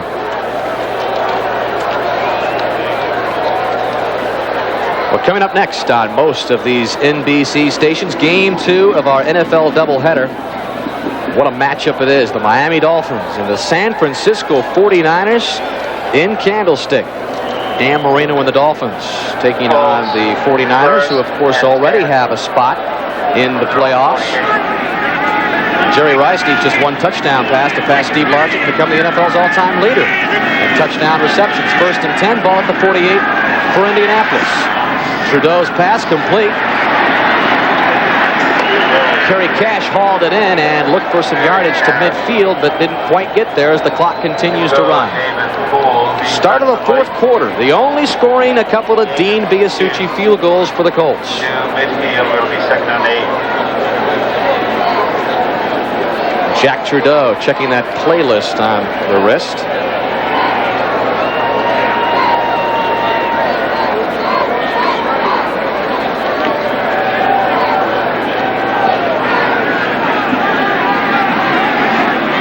Lowest attendance mark since the strike year here. 19,000, just more than that on hand here at Foxborough. As Trudeau gets Charles Arbuckle, who makes his 2nd catch of the year, and he tries to fire up the Indianapolis offense. Well, I think that's that's smart. I said earlier, if this offense is going to get on track and start moving the ball and get some positive yards, you've got to find Arbuckle. This young guy is such a good receiver. There you see him run by a linebacker, settle down in the zone, and he's nifty enough to turn it up and get a 1st down. Actually, halfway back down to the 1st down mark. Arbuckle with a first 100-plus yard receiving game by a Colt tight end since Raymond Chester 15 years ago. And this time Arbuckle gets it again. Free agent signee at a UCLA. Never had an NFL reception before last week, and now he's got his 3rd this week after hauling in 9 last week. Well, a lot of folks haven't heard about him. He was on New Orleans' roster last year, never played. Spent some time in Cleveland and San Diego, and now he winds up in Indianapolis. And I think they found a guy that could be like another Ozzie Newsome, a tight end that played for the Cleveland Browns for an awful long time. It was real nifty in finding little holes in there and getting some good 6, 8, 10-yard gains every time he threw it. He made some acrobatic catches last week in the win over the Bills. It looked like a wide receiver. Rodney Colbert fighting for yardage and 1st down marker. On the 2nd down, he needed 4. Ray Agnew and Tim Goad, the nose tackle, tried to prevent him from reaching the first down. Well, that defensive front of the Patriots has played well today. Guys like Agnew and Tim Gold, Brent Williams, Vincent Brown, you know, they're not giving up the ship. They're going to go ahead and fight it out to the last snap. Only 2 yards on the carry, so 3rd down and 2, and a critical 3rd down attempt here by the Colts. You know, this defense has kept them in it. Well, interception for a touchdown. They're back in the lead. Ball has not done anything. 32-yard line. And Trudeau comes up big as he connects with Reggie Langhorne, and he'll get the first down. The ball at the 21-yard line now. Gain of 10. Well, I think the longer that Jack Trudeau is the operating quarterback for this Colt team, the more he will find Reggie Langhorne is a good guy to go to. Reggie's a big physical guy, is not scared of running that slot where you're inside. You've got to run a quick slant. You're going to get hit by a big safety or linebacker. This guy can do it. He's done it for a long time. He'll continue to do it for your team. Big 3rd down pickup for Langhorne. 1st and 10. Ball at the 21. This is Culver. Ball. And he might have fumbled the football, and he did. New England recovers. Again, the defense making the play. It looks like Ray Agnew got a shot on the ball, knocking it free. And who else would be around the football but Vincent Brown? Vincent Brown comes up with a recovery, and we'll see how Rodney Culver mishandled the ball. Well, if you look right here, you'll see on the right of your screen, this is Agnew, 92. He's going to slant down inside. Now you'll see him strip the ball. Actually, he has already been stripped. It was number 96, Brent Williams. Huge turnover for New England as Indianapolis had driven down to the 21. And this is Leonard Russell around the right side. So now with 10:28 to go, the Patriots begin this drive deep in their own territory, and they really have to get something going offensively if they're going to have any thoughts of winning this game. Well, they've got to get something out of this drive. I'm convinced of that, and I like to see an offense come back after a critical turnover late in the game. You throw like an 18-yard slant, something like that. The 49ers did it for years with Jerry Rice and those guys. Hit them quick, catch them off balance. A lot of times you can score in 1 or 2 plays. Zolak is only 2 for 8 of 17 yards since taking over for Hugh Millen. They'll keep it on the ground to Russell. Wayne Bickett made the tackle. Here you see the crowd getting restless. They want to see the offense open it up and at least give them an opportunity to win. Now, if you're an offense that has been able to run the ball for 4 and 5 yards a try most of the day, this is good play calling. Go ahead and grind the clock out. Put 7 in position to win. But this offense has sputtered. I think they need to go ahead and try to get a quick strike. If they don't, they still have time for another try. Well, we'll certainly see Zolak pass on 3rd and 4. Ball on the New England 24. 9.5 minutes to go. The Patriots trail at 6-0. And did they get the playoff in time? It looks like the left tackle, Pat Harlow, pulled out a little bit early. It'll be 3rd and 9 now. Ball start. Number 70 and 77. Offense. 5-yard penalty. 3rd down. Prior to the snap. Both Reggie Redding and Pat Harlow moved. You'll see these guys here. Pat Harlow playing over there, the left side, a hot spot for the injured Bruce Armstrong. Doing a good job, just came out a little bit quick. He's going to be a dandy player. It's just not his natural position, Dan. Instead of 3rd and 4, it's 3rd and 9 for New England.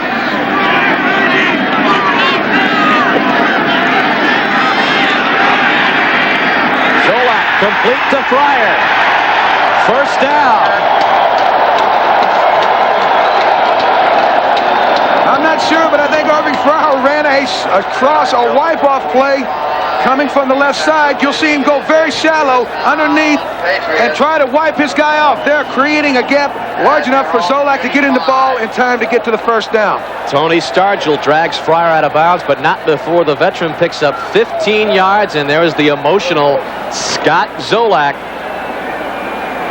You know, a play like that will work 2 or 3 times a game and be big for you. You can't go to the well that often, but when you do, a lot of times it's a big, crucial play. Looked like the right elbow of Irving Fryer a little banged up as he heads to the sideline. 1st and 10. Zolak's pass off the mark intended for Timpson. 37, Chris Good took a shot at the pass. But then again, on 1st down, they're trying to get the ball downfield. I think that's good. Wasn't a particularly good pass. In fact, very interceptable. I think Scott Zolak's going to be glad that wasn't intercepted and brought back for a touch. But still, I think you've got to give this team a chance to win, and you've got to move the ball through the air at least half the time from here to the end of the game. 2nd and 10. 8:30 to go in the game.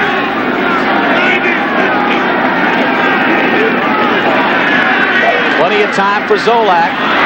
A flag on the play as Irving Fryer checked back into the ball game, and the pass was intended for Irving. It'll be interesting to see what that is. It's a side judge. Now, they usually watch the tight ends and holding off of the corners. Hard to say who's going to be on, looks like, against New England.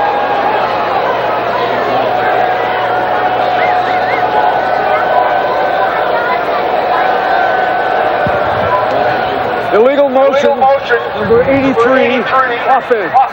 5-yard penalty, still second down.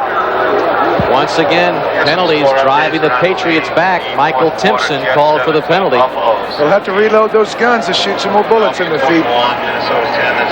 Looks like Michael Timpson may have turned. Seattle 14, Pittsburgh 10, third quarter.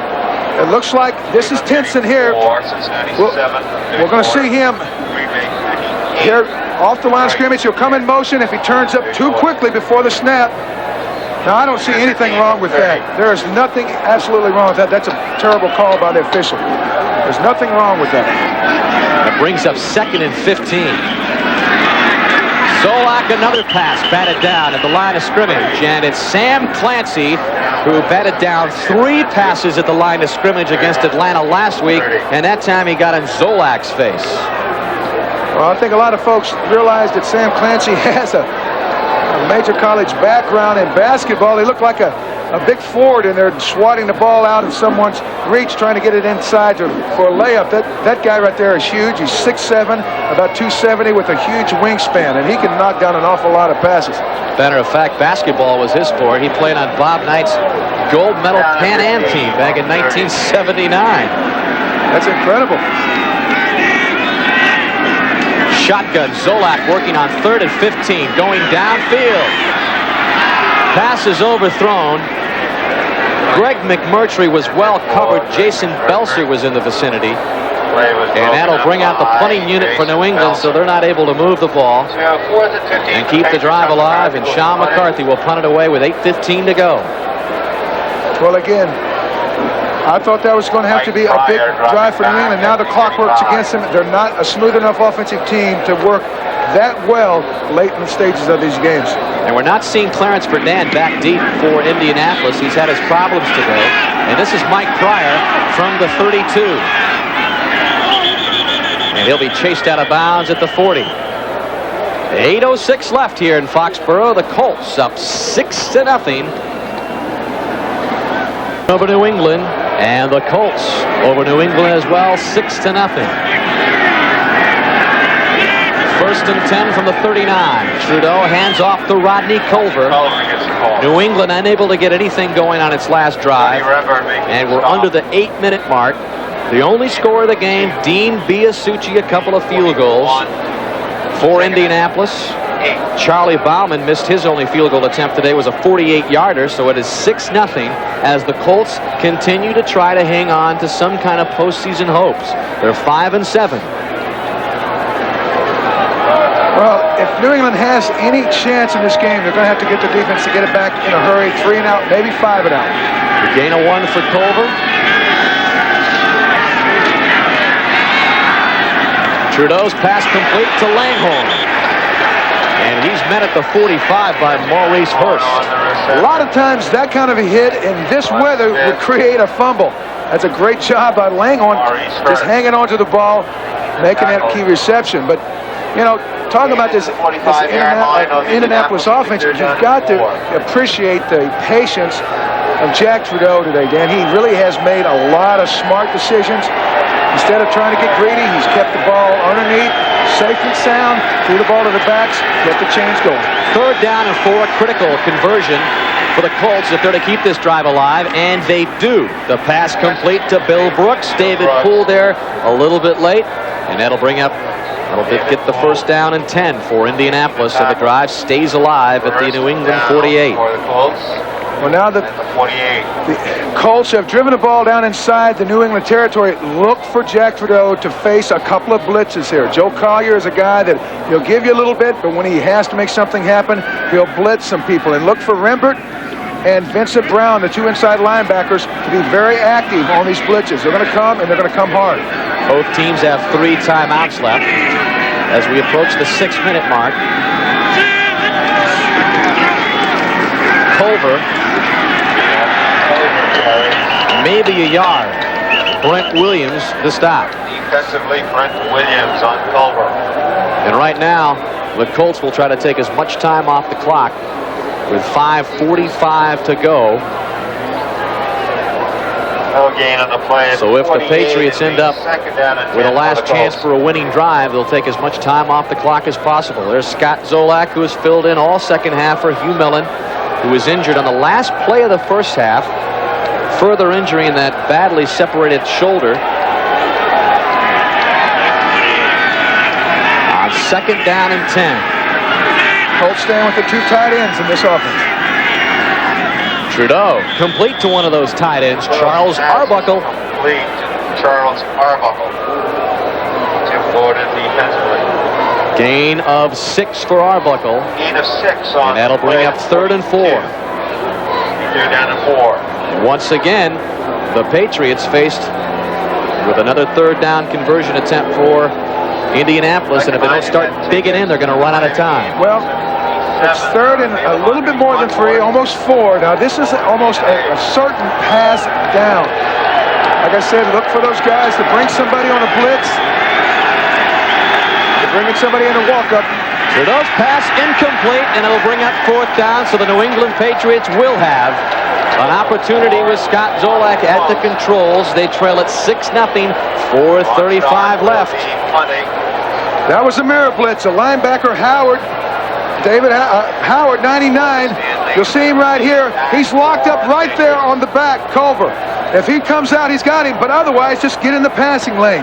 Come and try to make something happen. There he did, knocking the ball down. So here's Ron Stark with Walter Stanley back at his 9th. Stark has been having his problems, only averaging 36 yards a punt today after coming into the game, averaging 46 yards to lead the NFL. This time a little more sure footing, and he hangs a beauty as Walter Stanley calls for the fair catch at the 10. So New England has 90 yards to go for the score, which would be a winning touchdown against the Colts. We'll find out. Well, Scott Zolak was extremely disappointed that he wasn't able to get the start in this game today. But with Hugh Millen out with an injured shoulder, Scott Zolak has the opportunity again of his young career. 1st and 10 from the 10. The Patriots trailing the Colts 6-0, 4:28 left. As Zolak whips around and finds John Stevens out of the backfield for a good game. Short of the 1st down, Jeff Harrod made the stop. Well, the Patriots offense has been totally anemic today, but if there is one positive, they haven't turned the ball over. And if they don't turn it over now, I mean, that's inconsequential. They've got to get it down the field. A gain of 8 to bring up 2nd down and 2, and Zolak brings him up to the line of scrimmage. He was bringing John Stevens back into the game for a 2-back protection. He'll pass on 2nd and 2. And he'll run for the 1st down. Across the 30, sliding into the 38. 1st and 10, New England.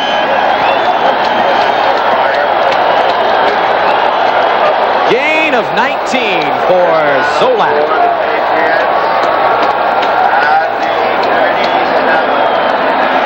They've spotted the ball at the 37. Patriots with all 3 of their timeouts left. Zolak in and out of the hands of John Vaughn. He should have hung on, but he couldn't. Eugene Daniel on the coverage, but Vaughn should have hung on to that one.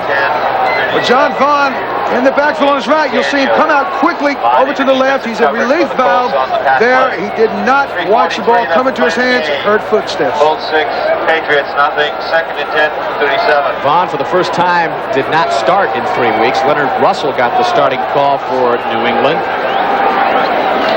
Right now, though, Dante Scarnecchia, the TSS, has 2nd down and 10, trailing 6-0, 3:43 left.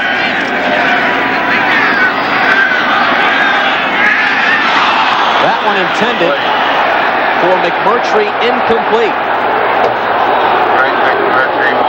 So this will be the key play of the game, 3rd and 10 for Scott Zolak, and if he doesn't convert it, it would be tough for the Patriots to come back. I would have to think that right now at this stage of the game they would go for it on 4th down. That may be a little bit wild, but I just don't know if their defense can get the ball back in time. 37. It's 3rd down and 10. Got trips to the left. Watch the white play. Zolak will take the sack.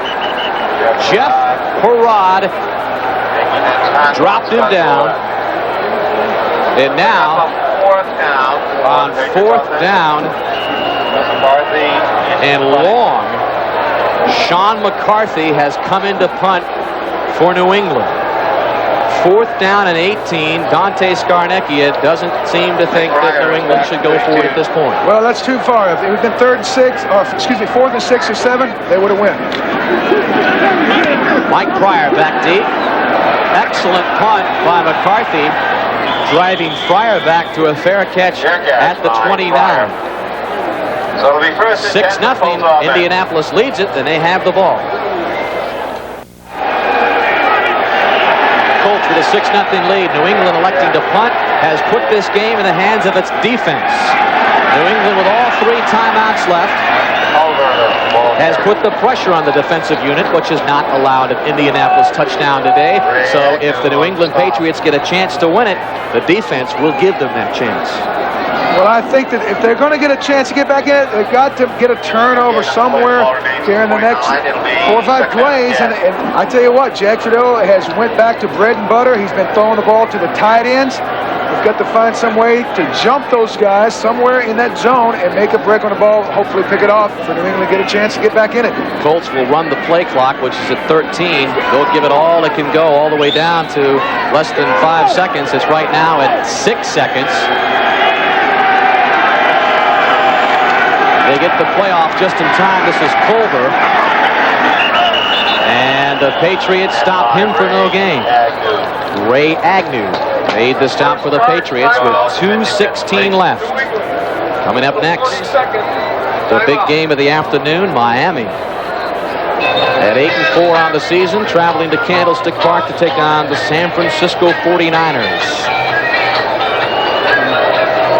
Most of these NBC stations, a big one, Miami trying to get on track, and the 49ers trying to keep their momentum as they head into the postseason. That's a tough way to get back on track, isn't it? I'd say so. See those guys, the 49ers are smoking this year. You know, it looks like more than likely the Colts are going to run the ball. New England will call their 2nd timeout, let it run down to 2 minutes, and after the 2 minute, New England will take over with, say, a minute and 45 seconds, something like that, with 1 timeout. That's enough time if they get the ball down the field in a hurry.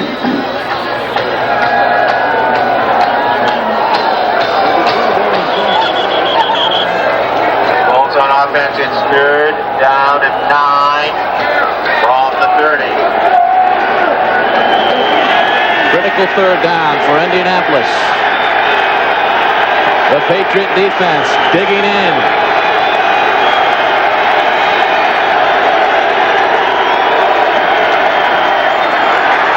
Rodney Culver Gets a few. That'll bring up 4th down. Clock continues to run under 2:10. And we'll hit the 2-minute warning. 4th down. Ron Stark has come in to punt it away for Indianapolis. New England and Dante Scarnecchia will get its final chance. The 2-minute warning in Foxborough. The Colts up 6-0 over the Patriots. The Patriots defense dug down, stopped Indianapolis, and here's Ron Stark to punt on 4th and 6. Walter Stanley is back deep for New England at his 27.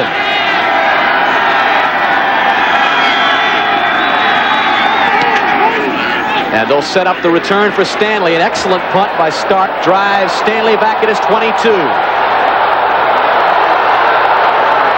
He'll get to the 30, maybe the 31, and that is where New England will start with 2 timeouts left. They trail at 6-0, a minute 47 left. So an excellent punt by Ron Stark, a 46-yarder. A pretty good return by Walter Stanley has put Scott Zolak and the Patriots in business for one final chance against the Colts.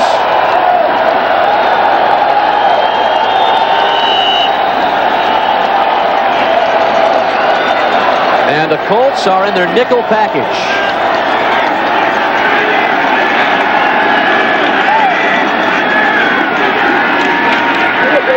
Zolak, pass complete. Marv Cook, short of the 1st down. Clock continues to roll. 2nd and 3. Gain of 7 for Cook. Under a minute and a half to go.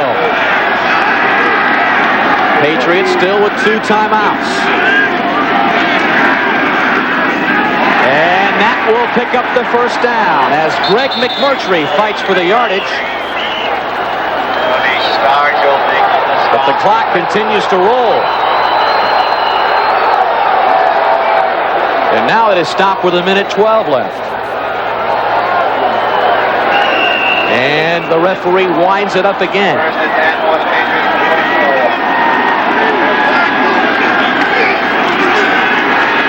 Zolak in trouble. Got the pass away. So he was... Well, Dwayne Bickett came around the back door on Pat Harlow. They had Kiv and Turner in there for extra protection. Turner's working up on the right side instead of helping Harlow on the back side. Zolak never saw him coming. And he was unable to avoid the sack. So that brings up 2nd and 22. Zolak, right side. Incomplete. Irving Fryer was the intended receiver. Chris Good was with him all the way. Again, Scott Zolak isn't one of those guys that you'd like to be bringing from behind. I think his future will be a guy that can scramble, dink the ball here and there. I don't know if this is the right thing. He needs to just go ahead and move those chains. There's still enough time with 2 timeouts. You can't get locked up and be in long yardage on 3rd and 4th down here. You'll cut your own throat. Patriots backed up at their 34, 3rd and 20.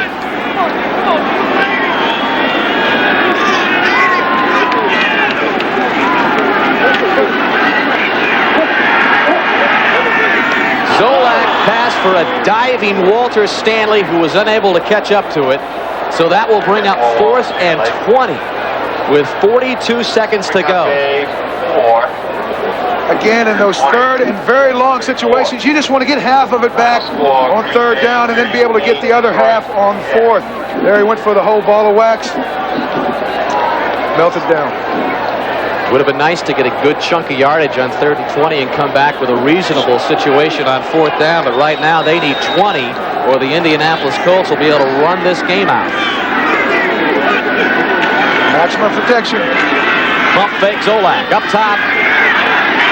Pass intended for Ben Coates, broken up by number 29, Jason Belser.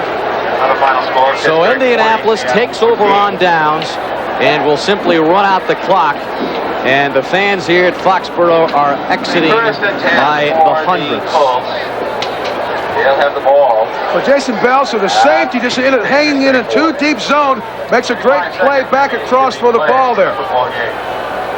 You know, what you don't want to be in is 4th and forever and have to catch that ball to continue on down the field.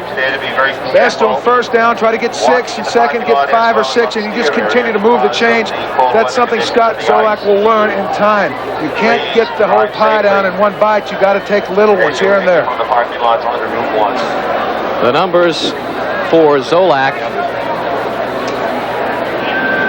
6 for 20 for 56 yards. Jack Trudeau will take a knee for Indianapolis.